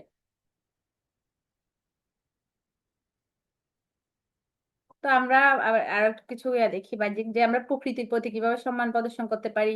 বৃক্ষ মাতা, পৃথিবী, জলরাশির প্রতি আমরা সম্মান প্রদর্শন করার মাধ্যমে প্রকৃতিকে সম্মান প্রদর্শন করতে পারি। প্রকৃতির প্রতি সম্মান প্রদর্শন। তো এখন আমরা দেখি আমরা কেন সম্মান প্রদর্শন করব। আমরা যে বলছি এত সম্মান, যে প্রকৃতি, আমরা সবকিছুকে সম্মান প্রদর্শন করি কেন? কারণ আমরা জানি, আমাদের কাছে এই জ্ঞানটা আছে যে সবকিছুতেই কৃষ্ণ আছেন। আমরা, আর সেটি কিভাবে আমরা জানতে পেরেছি? আমরা শাস্ত্রের মাধ্যমে জানতে পেরেছি। আর সবচেয়ে গুরুত্বপূর্ণ হচ্ছে শাস্ত্রের প্রতি আমাদের সম্মান প্রদর্শন করা উচিত। শাস্ত্রের প্রতি অসম্মান কখন হয়? যখন আমরা ভাবি যে শাস্ত্র এটি হচ্ছে কি কল্পকাহিনী, এটার কোনো বাস্তবতা নেই, এই ধরনের চিন্তা যখন আমাদের মধ্যে আসে, তখন এটা হচ্ছে সবচেয়ে বড় শাস্ত্রের প্রতি অসম্মান প্রদর্শন। তো শাস্ত্রের প্রতি আমরা সম্মান প্রদর্শন করার মাধ্যমে আমাদের এই জ্ঞানগুলো আমরা উপলব্ধি করতে পারি। যেমন শ্রীল প্রভুপাদ, উনি কি করেছেন? উনি রাত জেগে সংস্কৃতি থেকে ইংরেজিতে ওনার শাস্ত্রসমূহগুলো কি করেছেন? ভাষান্তর করেছেন। আমরা কলিযুগে আমাদের এত বুদ্ধি নেই যে আমরা সংস্কৃতিগুলো উচ্চারণ করে ওখান থেকে আমরা বুঝতে পারবো কি বলছে। কিন্তু শ্রীল প্রভুপাদ উনি কি করেছেন? এগুলোকে ইংরেজিতে ভাষান্তর করেছেন। আর শ্রীল প্রভুপাদের বিভিন্ন শিষ্যরা ওনারা কি করছেন? এখন পরবর্তীতে বিভিন্ন ভাষায় এগুলো কি করছেন? আবার ভাষান্তর করছেন বাংলাতে, তারপর হচ্ছে অন্য অন্য ভাষায় এগুলো কি করছেন? ভাষান্তর করছেন। তো এভাবে আমরা এই গ্রন্থগুলো আমরা অধ্যয়ন করার মাধ্যমে আমরা সম্মান প্রদর্শন করতে পারি গ্রন্থের প্রতি। যদি আমরা সম্মান প্রদর্শন করি, আমাদের গুরুত্বপূর্ণ কোন জিনিসটা আমরা লাভ করব? আশীর্বাদ লাভ করব। আর যদি আমরা সম্মান প্রদর্শন না করি, তাহলে সবচেয়ে বড় সমস্যা হবে, সমাজে বিশৃঙ্খলা এবং অশান্তি সৃষ্টি হবে, যেটা আমরা জানি। এখন আমরা দেখি যে সম্মান প্রদর্শন, অনেকক্ষণ ধরে বলছি যে সম্মান প্রদর্শন, এখন যদি আমরা সম্মান প্রদর্শন না করি, এই পরিণতিটা কি? যে সম্মান প্রদর্শন করেনি, এটার পরিণতি কি হয়েছে? যে শাস্ত্রে আমরা দেখি, যেমন শ্রীকৃষ্ণের নিজের সন্তান শাম্ব, উনি কি করেছেন? উনি গর্ভবতীতে একটু নয়েস হচ্ছে,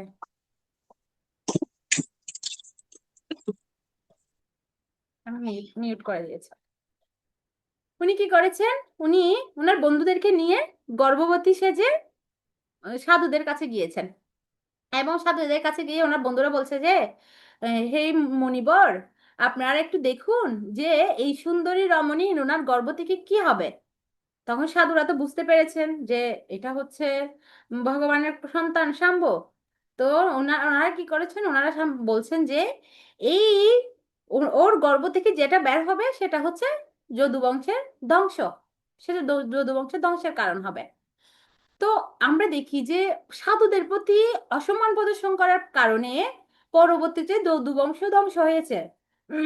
উগ্রসেন এটা শোনার পর যে যে ওই শাম্বু যেটা দিয়ে সেজেছে, যে এটাকে কি বলা হয়? উদকল বলা হয়, মানে অনেকটা মশল মশল বলা হয়।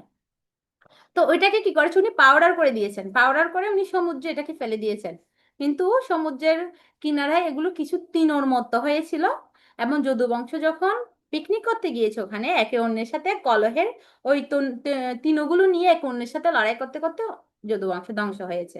আমি খুব সংক্ষেপে বলছি, যদিও যদু বংশকে, যেহেতু শ্রীকৃষ্ণের বংশ, ধ্বংস করো কারো ক্ষমতা নেই, কিন্তু এটা অভ্যন্তরীণভাবে দেখতে গেলে এটা হচ্ছে কৃষ্ণেরই প্ল্যান। কিন্তু বাহ্যিকভাবে যদি দেখতে যাই, এটা হচ্ছে সাধুদের প্রতি অসম্মান করার ফলে এই যদু বংশ ধ্বংস হয়েছে। তারপর দ্রৌপদী, আমরা সবাই জানি যে দ্রৌপদী, যে দুর্যোধন কি করেছেন? দুঃশাসন দ্রৌপদীর বস্ত্রহরণ করার চেষ্টা করেছেন, দ্রৌপদীকে অসম্মান করার চেষ্টা করেছেন, এবং তার ফলস্বরূপ কি হয়েছে? কুরুক্ষেত্রের মহাযুদ্ধ।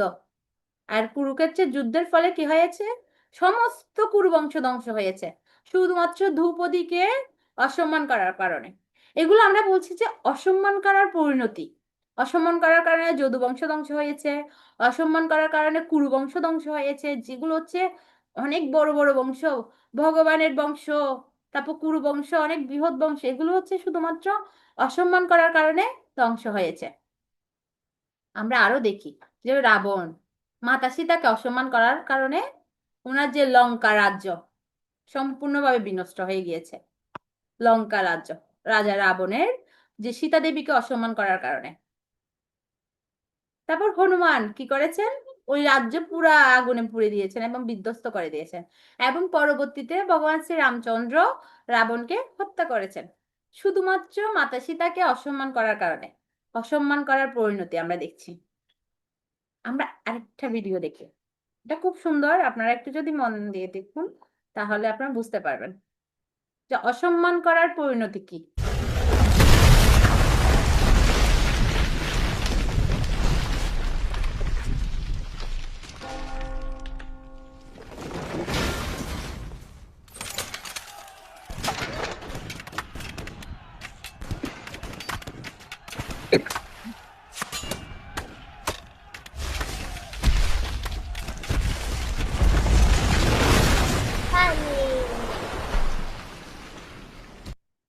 আশা করছি আপনারা সবাই বিজ্ঞ ব্যক্তি এখানে, আপনারা সবাই বুঝতে পেরেছেন যে অসম্মান করার ফলস্বরূপ কি হয়েছে। অসম্মান করার পরিণতি কোনোদিন ভালো হতে পারে না, অসম্মান করার পরিণতি কি হতে পারে, এরকমই খারাপ, এরকমই হয়ে যাকে।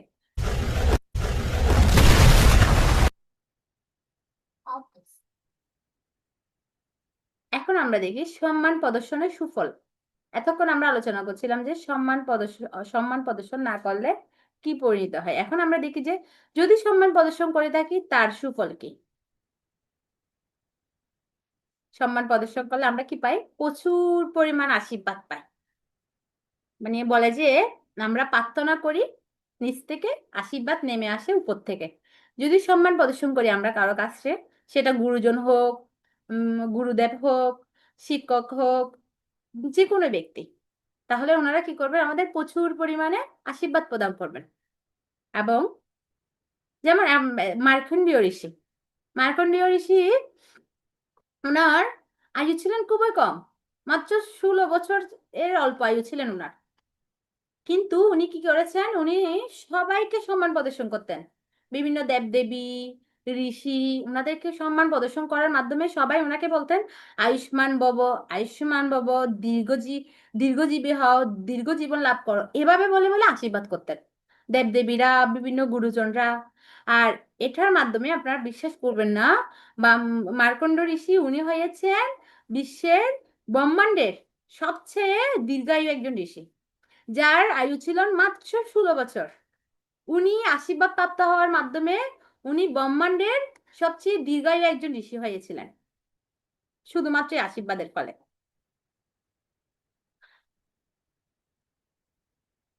যেমন সম্মান প্রদর্শন করতে আমাদের কি লাগে না, কোনো আন্তরিকতা লাগে না, শুধু কি লাগে, কোনো টাকা লাগে না, শুধু কি লাগে, শুধু একটু আন্তরিকতা লাগে। যেমন ওয়াইফাই, আমরা সবাই পরিচিত আছে ওয়াইফাই নিয়ে। যদি ওয়াইফাই অনুপস্থিত থাকে তাহলে কি হয়, একটা মানে বিশৃঙ্খলা অরাজকতা। যেমন আমরা ওয়াইফাই এ অনেক কিছু করছি না, আমরা জব করছি, বিভিন্ন ক্লাস করছি, আমরা বিভিন্ন লেকচার শুনছি, ব- অরাজকতা সৃষ্টি হয়ে যায়। বিভিন্ন কিছু যাদের অনুপস্থিতি ফেলে সমাজে, বিশেষ করে সমাজে যারা ওয়াইফাই বা নেটের উপর একদম অধিকভাবে নির্ভরশীল, কি হয়ে যায়, বিভিন্ন অস্থিরতা সৃষ্টি করা হয়, অস্থিরতা হয়ে যায়। ঠিক সেভাবে যখন সম্মান প্রদর্শন করা না হবে তখন সমাজে একটা অস্থিরতা সৃষ্টি হয়ে যাবে। যেমন দ্রোণাচার্য কি করেছেন, যুধিষ্ঠিরকে প্রশ্ন করেছেন যে তুমি যাও, তোমার চেয়ে নিকৃষ্ট কাউকে খুঁজে নিয়ে আসো। আর একই প্রশ্ন দুর্যোধনকে করেছেন, কিন্তু বলেছেন যে তুমি যাও, তোমার চেয়ে উৎকৃষ্ট কাউকে খুঁজে নিয়ে আসো। দুজনে এসেছে খালি হাতে। যুধিষ্ঠির যখন খালি হাতে এসেছে তখন দ্রোণাচার্য জিজ্ঞেস করছে যে তুমি কাউকে পাওনি? তখন যুধিষ্ঠির বলছেন, হে গুরুদেব, আমি আমার চেয়ে নিকৃষ্ট কাউকে পাইনি, আমি হচ্ছি সবার চেয়ে নিকৃষ্ট। আর দুর্যোধন, উনার মনোভাব কি ছিল, উনি বলছে আমিও খালি হাতে এসেছি কারণ আমি আমার চেয়ে উৎকৃষ্ট কাউকে পাইনি, আমি হচ্ছে সবার চেয়ে উৎকৃষ্ট, আমার চেয়ে মহান কেউ নেই, আমি হচ্ছে সবার চেয়ে মহান মহান। কিন্তু তার ফলস্বরূপ আমরা কি দেখতে পাই পরবর্তীতে? দুর্যোধনের কি হয়েছিল পরিণতি, আর যুধিষ্ঠিরের কি পরিণতি হয়েছে আপনারা সবাই জানেন। তো সম্মান প্রদর্শন এটা হচ্ছে সভ্য সমাজের ফাউন্ডেশন, সভ্য সমাজের ভিত্তি। কোন একজন সভ্য ব্যক্তি উনি অন্য ব্যক্তিকে সম্মান প্রদর্শন করবেনই। আমরা একদম শেষ প্রান্তে চলে এসেছি। আহ, তো আমরা যদি আজকের ক্লাসে, যে আজকের শেয়ারিং এর মধ্যে কোনো গোল্ডেন রোল যদি আমরা বলি, তাহলে সেটা হচ্ছে আমি অন্যদের সাথে সেরূপ আচরণ করব যেরূপ আচরণ আমি অন্যদের থেকে প্রত্যাশা করি। আমি যদি অন্য কারোর থেকে কোনো ভালো আচরণ প্রত্যাশা করি, খারাপ আচরণ চাই না, আমরা স্বাভাবিকভাবে কেউ আমার সাথে খারাপ ব্যবহার করুক এটা আমরা চাই না। তো আমরা প্রত্যাশা করি যে উনি আমার সাথে ভালো আচরণ করুক, আমার সাথে ভালোভাবে বলুক। আমি তো অন্তত করি, আমি চাই যে আমার সাথে সবাই ভালোভাবে আচরণ করুক। তাহলে আমাদের কি হবে? আমরা যে জন্য প্রত্যাশা করছি আমাদের সেরূপ আচরণ করতে হবে। আমরা যেরূপ আচরণ করব অন্যরা আমাদের সাথে সেরূপ আচরণ করবে। আমি বুঝাতে পেরেছি কিনা আমি জানি না, আমি আবার বলছি। আমরা যেভাবে প্রত্যাশা করছি, আমি যেভাবে প্রত্যাশা করছি আমি সেরূপ আচরণ করব। আমি চাই আমার সাথে সবাই ভালোভাবে আচরণ করুক, তাহলে আমি অন্যের সাথে ভালো আচরণ করব। আর আমি যেভাবে আচরণ করব আমার সাথে অন্যরা ঠিক সেরূপই আচরণ করবে। এটা হচ্ছে আজকের গোল্ডেন রুল। মানে আমি যদি এক কথায় বলতে যাই, এটা হচ্ছে আজকের গোল্ডেন রুল।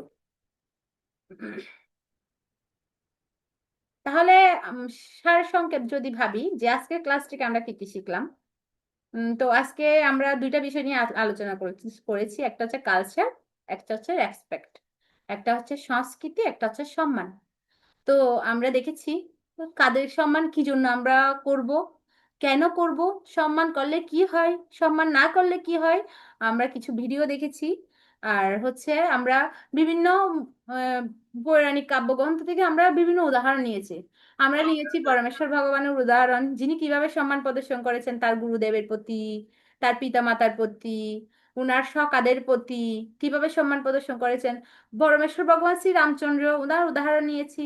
উনি কিভাবে সম্মান প্রদর্শন করেছেন উনার পিতার প্রতি, উনার মাতার প্রতি, উনার বিমাতার প্রতি, কিভাবে উনি সম্মান প্রদর্শন করেছেন আমরা দেখেছি। তারপর শ্রীল প্রভুপাদ, উনি কিভাবে সম্মান প্রদর্শন করেছেন আমরা দেখছি, যে উনি কিভাবে উনার গুরুদেবের প্রতি সম্মান প্রদর্শন করেছেন, পরমেশ্বর ভগবানের প্রতি উনি কিভাবে সম্মান প্রদর্শন করেছেন, উনি উনার শিষ্যদের কিভাবে ভালোবাসা দিয়েছেন আমরা দেখেছি। তো আমরা এই পয়েন্টগুলো আমাদের ক্লাস থেকে আজকে পেয়েছি। হরে কৃষ্ণ। কারো যদি কোনো প্রশ্ন থাকে, কোনো শেয়ারিং, কোনো মতামত যদি থাকে, আপনারা অনুগ্রহ করে শেয়ার করতে পারেন। হরে কৃষ্ণ। জয় শ্রীল প্রভুপাদ কি জয়।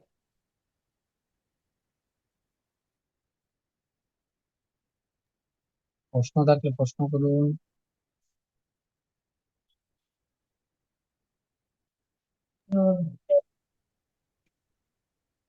করো, প্রশ্ন করো। হরে কৃষ্ণ মাতাজি, প্রণাম। অনেক সুন্দর ক্লাস দিয়েছেন আপনি মাতা। হ্যাঁ। অনেক সুন্দর। আমরা কিভাবে একজনকে সম্মান করতে পারে, আসলে আমরা সবাই প্রত্যাশা করি সম্মান, কিন্তু আমি সম্মান দিলে আরেকজনকে সম্মান পাবো।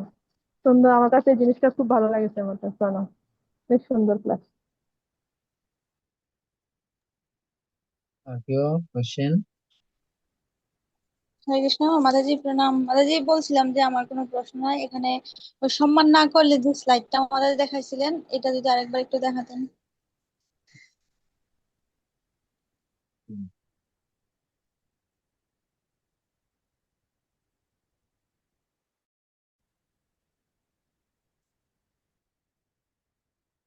যারা ভিডিও অন করে ক্লাস করেন এটা একটা সম্মান, ঠিক আছে?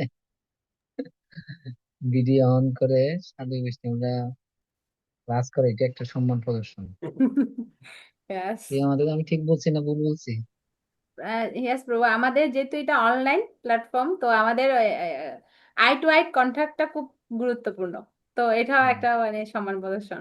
গুরু কৃষ্ণ যিনি হ্যাঁ, যারা অনেকে ঠিক পরিচালনা আছে। করছেন। হ্যাঁ, না, কিন্তু আমাদের যেটা বলছি ঠিক, কিন্তু অনেক সময় ঠিক আছে অনেকজন অসুস্থ থাকতে পারে, এটার হুম। ক্ষেত্রে ঠিক আছে, এটা ক্ষেত্রে কোনো সমস্যা, এটার ক্ষেত্রে স্থান কাল পাত্র, কিন্তু আমি আসি ক্যামেরার সামনে, ভিডিওটা যদি অন করে না বসে, আমি যদি, কারণ মন তো খুব চঞ্চল, অন্যদিকে আপনাকে ডাইভার্ট করে নিই। সেজন্য তোমাদেরকে সবসময় বলি, যখনই ক্লাস দেয়, বেশ, যখন কেউ ক্লাস দেয়, এটা হচ্ছে বেশ, ওকে তো বলায় যে কে বেশ দেবে। তো আমরা এটা খেয়াল রাখবো, ঠিক আছে, যতটুকু পারা যায়। যেমন আমাদের আবার অনঙ্গ মোহন প্রভু সিস্টেম অন্য ধরনের। তোমার কথা হচ্ছে ক্লাস করবে কিন্তু ভিডিও অফ করে। তো ওনারা আরেক স্তরে। হুম, কেন ওনাদের হুম। স্তরটা হচ্ছে যে কি, ওখানে অনেক ধরনের বক্তা আছে, এখনো পরিপূর্ণ হয়নি। কিন্তু আমরা চেষ্টা করবো, এটা একটা কিন্তু সম্মান। তখন আপনার টিচার দেখবে যে এটা একটা আশীর্বাদ। যিনি ক্লাস দিচ্ছে, যারা ক্লাস দিচ্ছে, দেখা যায় ছাত্রটা ভালো, মানে মনোযোগ সহকারে শুনে পড়ছেন, এটা আপনি অটোমেটিকলি একটা আশীর্বাদ পাবেন। জি মাতাজি, পাইছেন ওইটা স্লাইডটা? অর্পিতা মাতাজি, এটা বলছেন আপনি? হ্যাঁ মাতাজি, আমাদের সম্পূর্ণটা নেই। সম্পূর্ণটা বলতে এটা তো দুইটা স্লাইড আমি দেখাচ্ছি। এটা এটা একটা, এখান থেকে এই সম্মান প্রদর্শন ক্লাসটা না দিয়ে করা, আমি উদাহরণ দিয়েছি চারটা। একটা হচ্ছে যদুবংশ ধ্বংস, আর একটা হচ্ছে কুরু বংশ ধ্বংস, তারপর হচ্ছে রাবণের রাজ্য লঙ্কা ধ্বংস, তিনটা। আরেকটা দিয়েছি, একটা ভিডিও দেখিয়েছি। এটাই মাতাজি, এটার কথা বলছেন? মাতাজি, এটা একটু রাখেন 1 মিনিট, মানে স্ক্রিনশট নিব তো ওই জন্য। Yes. না, হ্যাঁ, মাতাজি। আসল বিষয় হচ্ছে আমাদের বেশিরভাগ যাদের সাথে সবসময় থাকি, থাকতে থাকতে থাকতে থাকতে একটু সম্মানটা কমে যায়। আমি যতটুকু বুঝি আর কি। হম, গুরুত্বটা কমে যায়। পরে যখন দূরে সব চলে যায়, তখন যে কি রে, আমি তো বিশাল বড় কি করলাম। কথাটা ঠিক বলছো। তো সেই জন্য গড়ে যারা আছে, গড়ে যে স্বামী স্ত্রী মা বাবা, প্রিয়া মাতাজি বলছে বিষয়টা, ওইটা কিন্তু যে মাতাজিকে আমি বেশি ধন্যবাদ দিই, ভেরি ইম্পর্টেন্ট পয়েন্ট ছিল লাস্টটা, যেটা আমাদের মধ্যে হচ্ছে বর্তমান বর্তমান যুগে তো একদম কি হয়ে গেছে, একদম যুগের সাথে তাদের সাথে ক্লাস একদম। তো সেজন্য সবাইকে বলবো, চেষ্টা আর রজতম গুণটা আছে, চেষ্টা করবো যতটুকু। হুম, যতটুকু পারা যায়, স্বামী স্ত্রী পিতা মাতা যারা আছে। যেমন মাতাজি দুইটা ভিডিও দেখাইছে, খুব ইম্পর্টেন্ট। অনেকগুলো ভিডিও দেখাইছে, কিন্তু আমার ভালো লাগছে গোপাল কৃষ্ণ মহারাজ, দেখছেন মহারাজ কত মানে সিনিয়র, কিন্তু পরম পূজ্য শ্রী শ্রী রাধানাথ মহারাজ কিন্তু আমরা গুরুভাইকে দেখলে প্রণাম করেন, গুরুবোনকে দেখলে প্রণাম করেন। আহ, প্রণাম করবো, এগুলো যদি করি, ওনার যে গুণগুলো আমার ভিতর প্রকাশ পাবে, এটা মনে রাখবে। অনেকে চিন্তা করে যে উনিও কালকে আসছে, আমিও কালকে আসছি, প্রণাম প্রণাম করে কি হবে, আমিও তো আর উনিও তো একই না। প্রণাম করলে এটা একটা কোয়ালিটি, ওনার গুণ তার ভিতরে প্রকাশ পাবে, ভালো গুণ। সেজন্য কি করা উচিত, কামেশ্বরী মাতাজি প্রশ্ন করবে, বলো। হরে কৃষ্ণ প্রভু প্রণাম, হরে কৃষ্ণ মাতাজি প্রণাম আপনার শ্রীচরণে। মাতা অনেক ধন্যবাদ, আপনার ক্লাসটা আমার অনেক ভালো লেগেছে, আমি অনেক কিছু শিখতে পেরেছি আপনার ক্লাস থেকে। তো মাতা, আমার একটা জিজ্ঞাসা ছিল আপনার কাছে। আপনি বললেন যে মাতাজি আমরা সম্মান করলে আমাদেরকে তারা সম্মান প্রদান করবে। তো অনেক সময় হয় মাতাজি, আম, আমার ক্ষেত্রে বিশেষ করে, তো আমি মানে আমার যারা সিনিয়র রয়েছে, অনেক মাতাজি রয়েছে যারা আমার থেকে একটু বয়সে বড়। তো আমি তাদেরকে অনেক সময় দিদি হিসেবে সম্বোধন করি, বা আরেকটু বড় হলে মানে যেটা হিসেবে সম্বোধন করা যায় এরকম ভাবে সম্বোধন করি। তো দেখা যায় ওনারা আমাকে, আমি যতটুকু, আমাকে যতটুকু স্নেহ করা উচিত আমি ছোট হিসেবে, মানে তার থেকেও বেশি সম্মান প্রদান করে। তখন কি হয়, মানে আমার মনে হয় জানে আমি, তাদের থেকে আমাকে দূরে করে রাখা হচ্ছে, বা মানে তারা আমার সিনিয়র বিদায় আমাকে মানে পাশ কাটিয়ে রাখছে, আমাকে ছোট হিসেবে আমাকে আরো বেশি মানে অতিরিক্ত সম্মান প্রদর্শন করে। তখন আমার মন খারাপ হয়ে যায়। তো এই ক্ষেত্রে মাতাজি, এটা কি মানে আমার মন খারাপ হওয়া উচিত, বা আমার কি কখনো মনে করা উচিত যে তারা আমাকে মানে আলাদা করে রাখছে এরকম? হরে কৃষ্ণ মাতা। মাতাজি, আপনার প্রশ্নটা হচ্ছে মানে আপনাকে বেশি সম্মান প্রদর্শন করা হচ্ছে হ্যাঁ, যারা সিনিয়র আছেন। ওনারা, হ্যাঁ এটা হচ্ছে মাতাজি, ওনারা আপনাকে ভালোবাসা দিচ্ছে, ঠিক আছে? ওনারা আপনাকে ভালোবাসা দিচ্ছে, আপনি সম্মান প্রদর্শন করছেন। আপনার যদি মনে হয়ে থাকে না, এটা বৈষ্ণবদের গুণ, আমরা মনে করি যে হয়তো আমার এর কোনো গুণ নেই, কিন্তু আমাকে তার চেয়ে বেশি দেওয়া হচ্ছে, এটা আপনার বৈষ্ণব কোয়ালিটি হিসেবে আপনি চিন্তা করছেন। কিন্তু যিনি আপনাকে ভালোবাসা দিচ্ছে, সম্মান করছে, উনি ভাবছে উনি আপনাকে কম দিচ্ছে, কিন্তু আপনি ভাবছেন আপনি কম দিচ্ছেন। এটা একটা বৈষ্ণব কোয়ালিটির মধ্যে পড়ে, গুণের মধ্যে পড়ে। তো আপনি সম্মান করুন, আপনাকে যিনি ভালোবাসা দিচ্ছে, আপনি আপনি যদি মনে হয় যে না আমার আরো সম্মান প্রদর্শন করা উচিত, আপনি চিন্তা করুন কিভাবে ওনাকে আরো সম্মান প্রদর্শন করতে পারেন, আরো আরো সম্মান করতে পারেন। এভাবে আপনি ওনাকে আরো ভালোভাবে সম্মান প্রদর্শন করুন। কিন্তু এটা আপনার মনে হতে পারে যে হয়তো আমি ছোট, আমাকে বেশি গুণ দিচ্ছে, কিন্তু আপনার ওই যোগ্যতাটা আছে বিধায় আপনাকে হয়তো দিচ্ছে, ঠিক আছে? তো আপনি আপনার লেভেল থেকে চেষ্টা করতে পারেন, আপনি আরো সেবা করতে পারেন, আরো সম্মান দিতে পারেন। কিভাবে ওনাকে আপনি আপনি যদি মনে করেন যে না আমাকে উনি সম্মান দিচ্ছে, আমার চেয়ে বেশি দিচ্ছে, তো আপনি চেষ্টা করুন আপনি কিভাবে আরো বেশি করে সম্মান দিবেন। তা আপনি আপনার জায়গা থেকে চেষ্টা করুন। কিন্তু ওনার জায়গা থেকে উনি ভাবছে যে না এটা হচ্ছে ওনার প্রাপ্য, এবং আপনার এটা প্রাপ্য, সেজন্য আপনি পাচ্ছেন। তো আপনি এটা আরো বিতরণ করুন, আপনি আপনার ছোটদেরকে দিন। আপনি যদি বড়দেরকে হয়তো দিতে পারছেন না বিভিন্ন সংকোচ বা বিভিন্ন কিছুর জন্য, আপনি ওই সম্মানটা কি করুন, ছোটদেরকে দিন। ওই ভালোবাসাটা আপনি আপনার ছোটদেরকে দিন। তখন এটা কি হয়ে যাবে, আপনার কাছে আর থাকবে না, ট্রান্সফার হয়ে যাবে। যে বলে না যে আমাদের আমাদের বৈষ্ণব সমাজে কি হয়, যখন কোনো কেউ আমার কোনো গুণগান করছে, সেটা সাথে সাথে ট্রান্সফার করে দিতে হয়। সেটা হচ্ছে পটেটো, মানে পটেটো গেমের মতো। আহ, সেটা হচ্ছে সাথে সাথে, মানে হচ্ছে গরম পটেটোর মতো আর কি, ঠিক আছে? গরম আলু গরম সেটা, আলু। হ্যাঁ, গরম পটেটোর মতো, সেটা সাথে সাথে ট্রান্সফার করে দিতে হয়। তো যদি মনে করেন যে আপনি, আপনাকে বেশি সম্মান দিচ্ছে, আপনি ডাইজেস্ট করতে পারছেন না, হজম করতে পারছেন না, আপনি অন্যদেরকে সম্মান প্রদর্শন করুন, আপনার ছোটদেরকে। আর কেউ যদি আমাদের অসম্মান করছে, মনে হবে যে সেটা আমারই প্রাপ্য। এটা হচ্ছে বৈদিক কালচার। তো যখন আপনার মনে হচ্ছে যে আপনাকে কেউ সম্মান করছে, আপনার সেটা মনে হচ্ছে না বেশি করে ফেলছে, তখন আপনি সেটা অন্যকে বিতরণ করুন, আপনি অন্যকে আরো বেশি করে করে সম্মান প্রদর্শন করুন, ঠিক আছে? আমি জানি না আমি কতটুকু বলতে একবার পেরেছি, এখানে অনেক মাতাজি। সিনিয়র ব্যক্তিরা রয়েছেন, আমাদের হেসগা সুরেশ মাধববাবু রয়েছেন, তো আরো সুন্দর করে হয়তো বলতে পারবেন। না আরেকটা, মাথায় যেটা বলছেন ঠিক আছে, কিন্তু যখন আমাদের কোনো সুনাম আসবে তখন মনে করেন আমি খুব একটা সুন্দর সেবা করলাম, আমাকে সুনাম দিচ্ছে, কিন্তু আমার হৃদয় থেকে এটা বলতে হবে যে সেটা আমার কোনো কোয়ালিটি নেই, যে গুরু মহারাজ প্রভুপাদ ওনাদেরকে ট্রান্সফার করে দিন। কারণ আপনি দেখবেন গরম আলু যখন সিদ্ধ করবেন না, আপনি গরম জলে যখন সিদ্ধ করবেন, চুলতে যখন দিবেন দেখবেন যে দুই তিনজন একসাথে মিলে যদি চুলে আলুটা তাড়াতাড়ি চুলা হয়ে যাবে। কারণ ও একজনের চুলে বেশিক্ষণ রাখলে হাতটা কি হয়ে যাবে, গরম হয়ে যাবে। সেজন্য যে যত আমাদের তো কোনো কোয়ালিটি নেই, যারা ভালো ভক্ত তারা কি করে কোনো কিছু বলতে দেখবেন যে বলবে যে গুরু মহারাজ প্রভুপাদ ওনাদের কৃপা ওনাদের আশীর্বাদ করছে। আর যেটা মাথায় যে আরেকটা জিনিস, যেটা মানে যখন আমাকে অসম্মান করছে বা কিছু করছে, ওটা আমার বুঝতে হবে যে আমার আগের জন্ম কর্মফল আছে, কোনো সমস্যা নেই। কারণ আমরা এখান থেকে আমাদের জীবনে প্র্যাকটিক্যালি দেখতে হচ্ছে পরম পূজ্য রাধানাথ মহারাজ একটা কুকুর বলেন, বিড়াল বলেন, গরু বলেন, যাকে যেখানে পাবে সেখানে প্রণাম করেন। হম, কেন? উনি আত্মা হিসেবে দর্শন করেন, না তো মুক্ত পুরুষ। প্রভু এখানে একটা ভিডিও ছিল, আমি সময়ের জন্য দেখিনি, উনি উনার আম, শিষ্যদের পর্যন্ত প্রণাম করে, প্রণাম করে বলছে হ্যাঁ, তোমরা আমাকে কি করো, আশীর্বাদ করো, ব্লেসিং মি। মানে উনি বলছে তোমরা আমাকে আশীর্বাদ করো, মানে কি, আমি চিন্তা করি আমাদের গুরুবর্গরা কত কত। আমি একটু করে যদি আপনার অনুমতি থাকে 2 সেকেন্ড একটু দেখাবো এটা। হ্যাঁ, দেখেন দেখেন দেখেন আমি সময়ের জন্য আসলে দেখাতে পারিনি, এটা মানে দেখাইনি আর কি। দেখেন দেখেন।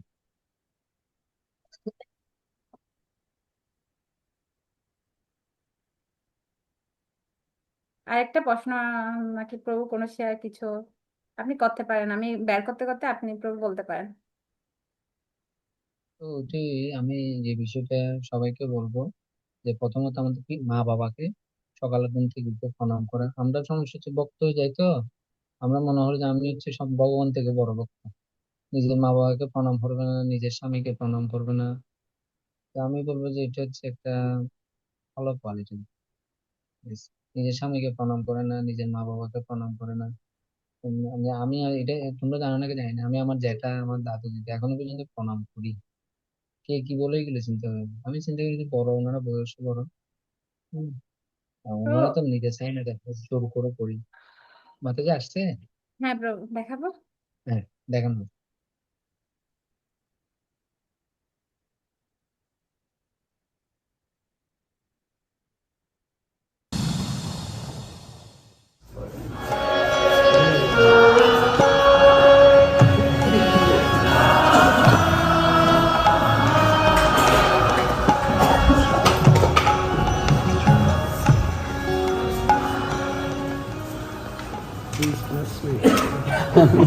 You should.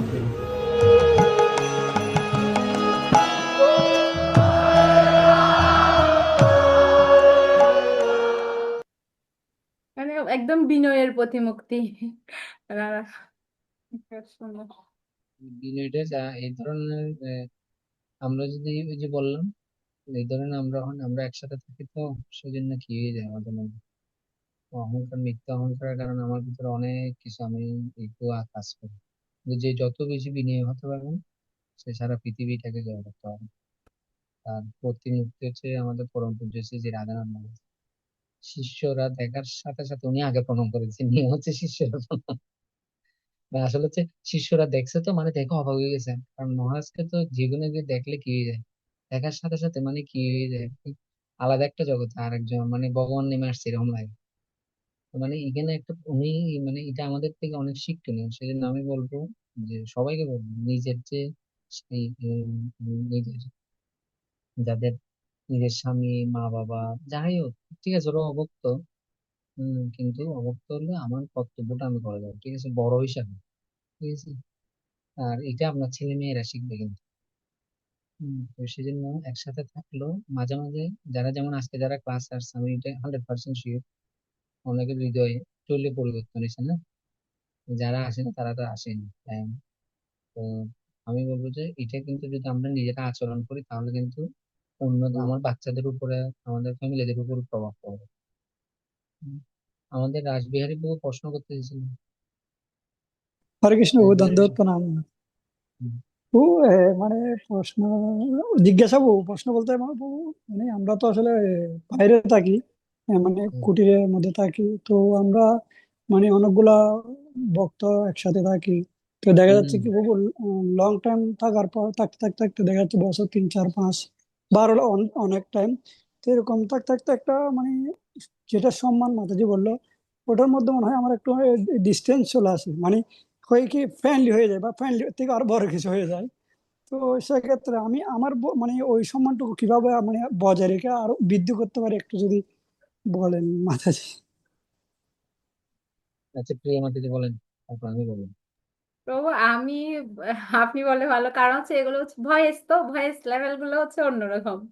তারপরে আচ্ছা, আমি যেটা বলেন। মানে জাস্ট একটা দুটো পয়েন্ট শেয়ার করি। প্রভু যেটা বলছে যে আমরা প্রভুরা যখন সবাই একসাথে থাকে যে একটা আন্তরিকতা চলে আসে, বা বন্ধুত্বপূর্ণ একটা সম্পর্ক চলে আসে, মানে সম্মানটা আস্তে আস্তে হারিয়ে যায়, এই ধরনের কিছু প্রভু। ইয়েস।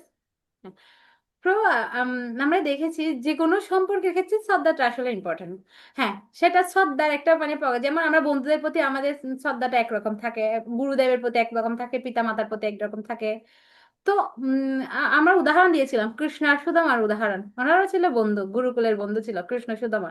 কিন্তু কৃষ্ণ কি করেছেন, সুদামাকে কি ধরনের সম্মান প্রদর্শন করেছিলেন? তো আমি ওই প্র্যাকটিক্যাল জিনিসটা বলতে পারছি না, কারণ এটা প্রভু ভালো বলতে পারবে। আমি জাস্ট লজিক গুলা বলছি, লজিক গুলা দেখাচ্ছি আর আচ্ছা, কি, যে এই শাস্ত্রে এটা রাসবিহারী আছে, এটা বউকে আছে, বাট প্র্যাকটিক্যালটা ইম্পর্টেন্ট, এটা প্রভু যদি একটু শেয়ার করে। রাসবিহারী বউকে বলবো যে একটা জিনিস মাথায় রাখতে হবে, এটা আমি রাখি আর কি। আমি অনেক সময় চিন্তা করি যে ওই ভক্তটার অনেকগুলো গুণগুলো চিন্তা করি শুধু, বুঝতে পারছেন? মানে গুণ গুণ গুণ মানে বুঝতে পারছেন, এই ভক্তটা ভালো ক্লাস দিতে পারে, এই ভক্তটার হ্যাঁ যে মন্দিরে থেকে ব্রহ্মচর্য পালন করছে, এটা ডেঞ্জারাস। তারপর চিন্তা করি যে ওনার এই গুণ আছে, এক দুটো গুণ ব্যাড খারাপ থাকতে পারে, আরে বাবা তো উনি হচ্ছেন ভগবানের সন্তান, এবার মাঝে মাঝে মনকে কিনি।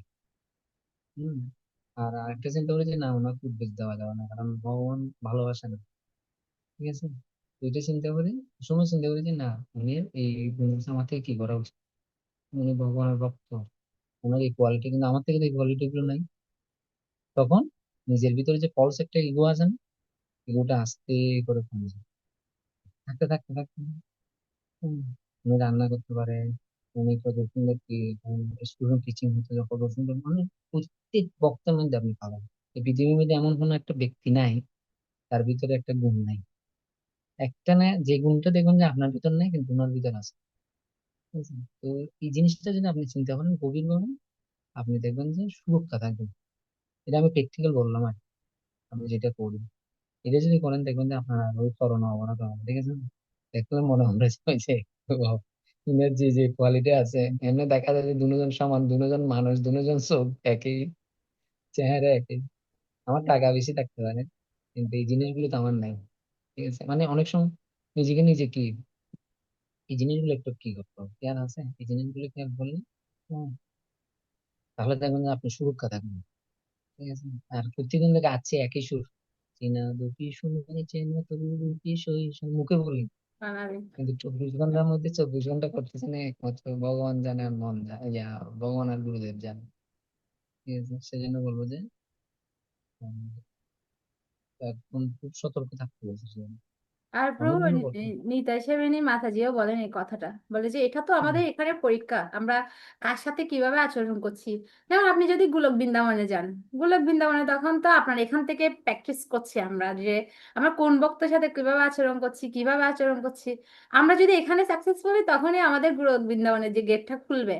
তো আমাদের এটা হচ্ছে পরীক্ষা, বিভিন্ন মায়াদেবী বিভিন্ন ফাঁক ফোক দিয়ে পরীক্ষা করবে ভক্তদের। কারণ মায়াদেবী তো সরাসরি ভক্তদের কোনো কিছুতে আঘাত করতে পারে না, যে ভক্তরা 4টা নিয়ম ওগুলো তো ব্যাক করে না, কিন্তু এই জিনিসগুলো হচ্ছে মায়াদেবীর পরীক্ষা। আমরা আমাদের পাশে যিনি আছে উনিও কিন্তু খুব সুন্দর ভক্তি জীবন করছে, কিন্তু ওনার সাথে আমি কিভাবে আচরণ করছি, এটা একটা পরীক্ষা মায়াদেবীর। এটা শুধু ভয়েস স্টুডেন্ট ওনাদের ক্ষেত্রে না, আমরা যারা পরিবারে আছি আমরা আমাদের সম্পর্কগুলো ক্ষেত্রে, আমাদের শ্বশুর শাশুড়ি, তারপর হচ্ছে আমাদের হাজব্যান্ড ওয়াইফের সম্পর্ক সবকিছু। কারণ আমরা সবার স্বতন্ত্র, আমাদের নিজেদেরটা নিয়ে আমাদের যেতে হবে গোলক বৃন্দাবন, অন্যেরটা নিয়ে পারবো না। তা আমাদের নিজেদের আচরণগুলো আমাদের আগে কি করতে হবে, ঠিক করতে হবে। যদিও আমি বলছি আপনারা আমাকে আশীর্বাদ করবেন, আমি এত কথা বলছি, আমি নিজে যাতে আমি জানি না আমি কতটুকু করতে পারি, আপনারা আমাকে আমি পুরা ক্লাসটা দিয়েছি, আপনারা আমাকে আশীর্বাদ করবেন যাতে আমি যা বলেছি নিজের জীবন অন্তত প্রয়োগ করতে পারি আমি। কারণ অনেক সিনিয়র ব্যক্তিরা রয়েছেন, আমি সবার কাছে আশীর্বাদ চাচ্ছি, বিশেষ করে প্রভুর কাছে আমি আশীর্বাদ চাচ্ছি, একটু আশীর্বাদ করবেন প্রভু। হরে কৃষ্ণ। এই যে প্রিয়া মাতাজি বলছেন এটা হচ্ছে এই যদি নিজেকে সংশোধন বা এরকম সঙ্গ লাগবে। প্রিয়া মাতাজিকে আমি যেটা বলবো মানে এই সবার জন্য বলবো, আমার জন্য বলবো, এই যেমন আমরা আজকে ক্লাসটা শুনলাম না, মাঝে মাঝে জিনিসগুলো লাগবে একটা, কারণ আমরা মানে কলিযুগের তো, আমরা মনে করেন স্মৃতিশক্তিটা তো কাজ পায় না, যতক্ষণ পাই ততক্ষণ একদিন ঠিক থাকে আবার।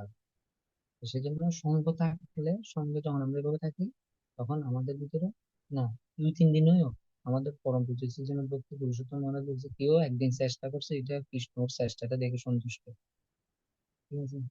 তো সঙ্গটা লাগে, যেমন আপনারা আজকে সঙ্গে আসছেন শুনছেন, একটু হৃদয় দিবে না আমার সাথে আমার মা মাকে প্রণাম করবো, আমার বাবাকে প্রণাম করবো, আমার ওই স্বামীকে আমি প্রণাম করি, ঠিক আছে? তো মানে কি আসবে, ঠিক আছে? তো সঙ্গটা, ভক্ত সঙ্গটা বেড়ে নিতে হবে, ঠিক আছে? তো আমাদের কি সুজন প্রভু প্রশ্ন করতে, আচ্ছা আগে সুবর্ণ মাতাজি বলেন, সুবর্ণ মাতাজি সবাই ভালো মতো শুনছে, আমি দেখতেছি অনেক কোয়েশ্চেন আসছে। হরে কৃষ্ণ, প্রণাম হুম। সকলের ভালো করে বলো। হুম।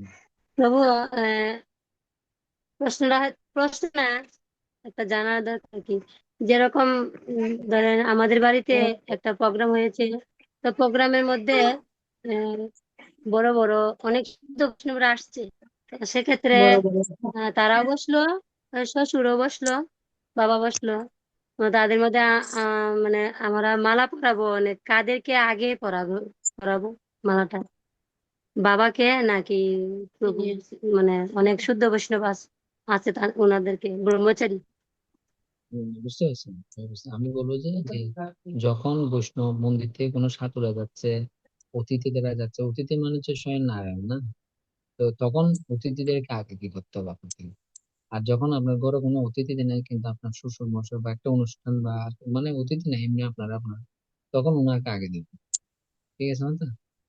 কিন্তু যখন অতিথিরা আসবে অতিথিদেরকেও দিবেন, ওনাকেও সম্মান করবেন, কারণ বয়স্ক তো, ওনার তো স্তরের নাই, ওনারা বলবো যে ও ওদেরকে সম্মান করছে, আমাকে করে ওদেরকে দিয়ে আপনি করবেন, উনিও বুঝবে ঠিক যে আগে অতীত হচ্ছে না আগে।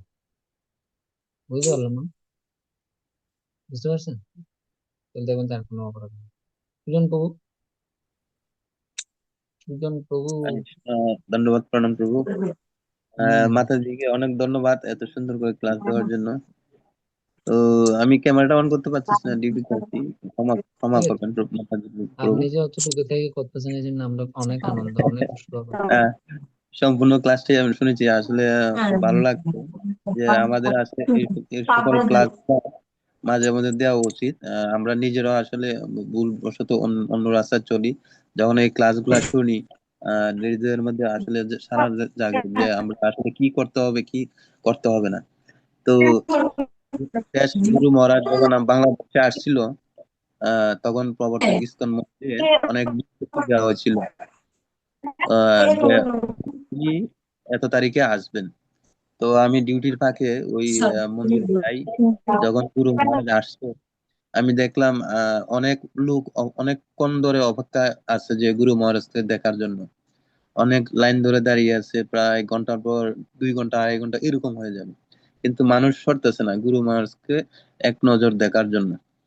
তো আমিও তাদের মধ্যে আহ দাঁড়িয়ে আছি, আমি দেখার জন্য গুরু মহারাজকে। আমি প্রথমবার দেখবো কি রকম উনি। আসলে আমার এরকম কোনো ধারণা ছিল না যে ওনার ছবি এত বড় বড় করে পোস্টারিং করা হয়েছে, উনি আসলে দেখতে কিরকম, এত মানুষ কেন দাঁড়িয়ে আছে, আসলে আমার অভিজ্ঞতা তখন ছিল না। যখন গুরু মহারাজ আসলো, তো দেখলাম যে সবাই মাটিতে লুটিয়ে পড়ছে। তখন ওদের দেখা দেখি আমিও মাটিতে লুটিয়ে পড়ছি। আসলে ওই ওই সময় মনে হয় গুরু মহারাজের আমার উপর কৃপা পড়ছে। আর যখন গুরু মহারাজ 18 না 19-এর দিকে লাস্টে যখন আসছিল, তো আমি দেখতে পারছি যে মানুষের এত সম্মান আহ গুরু মহারাজের প্রতি। হ্যাঁ, তো এই জিনিসটা আজকে এই ক্লাস থেকে বুঝতে পারলাম যে কাউকে সম্মান দেওয়ার গুরুত্বটা কি। তো আমি আসলে বুঝতে পারছি সবাইকে কিভাবে সম্মান করতে হবে, এবং মা বাবাকে কিভাবে সম্মান করতে হবে। আমরা যদি আজকে সম্মান করি, তাদের কাছ থেকে ভালো আমরা সম্মান পাবো। তো ওই ক্লাসটা দেখে আমার আসলে ভালো লাগছে। তাদেরকে অনেক ধন্যবাদ। আমার এতটুকু মতামত ছিল। সবাই আমাকে কৃপা করবেন, আশীর্বাদ করবেন, আর মাতাজি যেন শ্রীকৃষ্ণের কৃপা বর্ষণ প্রার্থনা করি মাতাজির জন্য, এবং এরকম যেন আরো সেবা পান তিনি আমাদের মাঝে এরকম উপস্থাপন করার জন্য। ধন্যবাদ মাতাজি। হরে কৃষ্ণ প্রভু। একটা বিষয়, সুজন প্রভু প্রসঙ্গে ধন্যবাদ। একটা বিষয় হচ্ছে যে ভক্তরা অনেক সময় ওই চরণ ধরা নিয়ে কি মারামারি লাগে না, মানে অতিরিক্ত আর কি। এইটা কিন্তু ঠিক না। ঠিক আছে, আপনি কাউকে প্রণাম করবেন, বাঞ্ছাকল্প দিবেন, ঠিক আছে। আপনার কোনো বৈষ্ণবের চরণ ধুলির প্রয়োজন, হ্যাঁ, হম। তখন আপনি কোনো বৈষ্ণবের যখন চরণ ধুলির প্রয়োজন, ঠিক আছে, বৈষ্ণব যখন আপনি ওখান থেকে চলে যাবে, ওনার চরণ যে ধুলি আছে ওইটা নিলে হয়ে যায়। এটা অনেকে জানে না। অনেকে আছে পা ধরবে, পা ধুবে, পা কি করবে, অনেকে জানে না। ওটা ওনার দোষ নাই, কিন্তু এটা নিয়ম। এবং সব ভক্তরা থাকবে, আমি বাঞ্ছাকল্প দিব। তারপর আমার যদি মনে হচ্ছে যে যে আমার প্রিয় কোনো বৈষ্ণব আসছে, ঠিক আছে, ওনার যে ওনার চরণ ধুলে আছে সেখান থেকে। আরেকটা জিনিস হচ্ছে অনেক সময় উচ্ছিষ্ট নিয়ে মারামারি লাগে, ঠিক আছে। তো উচ্ছিষ্টটা হচ্ছে এরকম না। উচ্ছিষ্টটা হচ্ছে অনুবিধি নিজস্ব ইচ্ছা দেয়, ডিস্টার্ব করা যাবে না, ঠিক আছে। উচ্ছিষ্ট আমি খেলাম, উনি খেলো, আমি সবাইকে বলে দেখালাম, বললাম, তাহলে ওই জিনিসটা চলে যাবে। আমি উচ্ছিষ্ট না খেলে এসেছে, ঠিক আছে, চলে গেছে, না কেউ না দেখে মতো চেপে দেয়, এটা ঠিক আছে। এই জিনিসগুলো খেয়াল রাখবে, এই জিনিসগুলো অনেক সময় আমাদের মধ্যে অতিরিক্ত হয়ে যায়। হুম, এটা ঠিক না। তো যাক, আহ সবাইকে অসংখ্য ধন্যবাদ। আপনি মাতাজিকে বলবো যে মাতাজি তো ব্যস্ততার মাঝেও গৃহে থেকে রান্না বান্না করে বাচ্চাকে নিয়ে সবকিছু করা অনেক কঠিন, ঠিক আছে, ঠিক আছে। সেজন্য পণ্ডিত বাবু বলে গৃহস্থ ভক্তরা যে 16 মালা জপ করে, এত কিছু করে, আমাদেরকে প্রতি মুহূর্তে প্রণাম করা উচিত, ঠিক আছে। তো সেজন্য আমি সবাইকে বলবো, তো আমরা প্রতি সপ্তাহে এরকম এক একজন কাছ থেকে শুনবো এক একটা বিষয় নিয়ে। তবে আপনি আমাদের যে বলবো এরকম টপিকস আপনি বেছে নেবেন বর্তমান জেনারেশনের সাথে যেগুলো যেগুলো আছে, তাহলে আমাদের পক্ষে এই যে আমাদের মাতাজিদের জন্য সব ভক্তদের জন্য ভালো হয়। হুম। আর আমি জানি না ক্যাম্পে আরো কি কি ক্লাস, অনেক সময় তো সময় পাই না। আপনি দেখবেন, তুলে দেখবেন সবগুলো, আপনি নিজেও একটা দূর থেকে কৃপা লাভ করবেন। কারণ এই যে এটার মাধ্যমে এক দুইটা ভক্ত যদি তার জীবনে এটা অ্যাপ্লাই করে, এটা একটা অশেষ কাজ। তো এইসব আমাদের প্র্যাকটিক্যাল। চেতনা ক্যাম্পে প্রায় 100টা ক্লাস অলরেডি মানে সিরিয়ালে আছে। এবং এই ক্লাসগুলো হচ্ছে প্রত্যেকটা চৌপাটি সহ বিভিন্ন বড় বড় যে মন্দিরগুলো আছে ওখানে যারা মাতাজিরা টিচিং করেন ওখানকার ক্লাস, মানে ওনারা খুব সুন্দর করে ক্লাসগুলো প্রদান করছে। ইংলিশ থেকে এটা বাংলাতে এখন ট্রান্সলেশন করা হচ্ছে। মানে এই ধরনের পরিকল্পনা আছে আর কি, পণ্ডিত বাবুর মাধ্যমে, মানে ওনার তত্ত্বাবধানে এই জিনিসটা চলছে। আর প্রভু তো আপনাকে অসংখ্য ধন্যবাদ, আপনি আমাকে না, এই এরকম একটা সুযোগ না, দেওয়ার জন্য। এটা ঠিক আছে, এটা ঠিক আছে বিয়ে মধ্যে, কিন্তু আমি একটু বলবো যে আপনি একটু খেয়াল রাখবেন, আমি তো অনেক সময় একটু ব্যস্ত থাকি, মানে কি কি চলছে। তাহলে মনে হয় প্রকাশ ফু আছে, আপনি আছেন, তারপরে এখানে মধ্যে আরো মাতাজিরা আছে, তো ওই টপিক গুলো আমরা এখানে দিতে পারি তালের সাথে তাল মিলিয়ে ওনারা। কারণ পুনে তো পরম পূজ্য আমাদের আহ রাধেশ্যাম প্রভু, তারপরে যে যারা আছে তারা তো এই সময়ের সাথে জিনিসগুলো দিচ্ছে। হ্যাঁ, তো আমাদের বক্তব্য এটা একটু পেলে ভালো হবে, কারণ ওরা তো মনে করেন অনলাইন দূরে থাকে, সরাসরি তা করতে পারছে না। সেই জন্য আপনাকে বলবো যে আপনি একটু কি করবেন, আপনি একটু চেষ্টা করবেন যে ইয়া করার জন্য। তো এই বিষয়গুলো উপরে আমাকে জানাবেন যে পুরো এই টপিকসটা বর্তমানের জন্য প্রকাশ এখন একটু বিজি হয়ে গেছে, তাহলে ভালো হবে ভক্তদের জন্য। ঠিক ঠিক আছে আছে মা? তো আমি আপনাকে পাঠাবো, আপনি হুম। আর প্রভু আর আমি আপনাকে আর অসংখ্য এখানে ধন্যবাদ। যে ক্লাস জামাতে যেগুলো কি ইউটিউবে দেয়? না প্রভু, এগুলো হচ্ছে ইউটিউব থেকে না, এগুলো হচ্ছে না একটা না আপনারা না না আপনাদের ক্যামো যে গৃহস্থ ক্যামো যে এগুলো হ্যাঁ কি হ্যাঁ হ্যাঁ ইউটিউবে প্রভু, দেয়? হ্যাঁ ইউটিউবে এটা আমাদের আমার নিত্যানন্দ সেবা যে ইউটিউব পেজ আছে, ও নিত্যানন্দ আমি তো একদিন একটু পাই না, আপনাদের একটা ক্লাসও পাই না আমি। নিত্যানন্দ আমাকে একটু সেবা দিয়ে দিতে। পাঠাতে দিয়েছে তো। আমাকে আচ্ছা, আমি আপনাকে লিঙ্কটা পাঠাবো।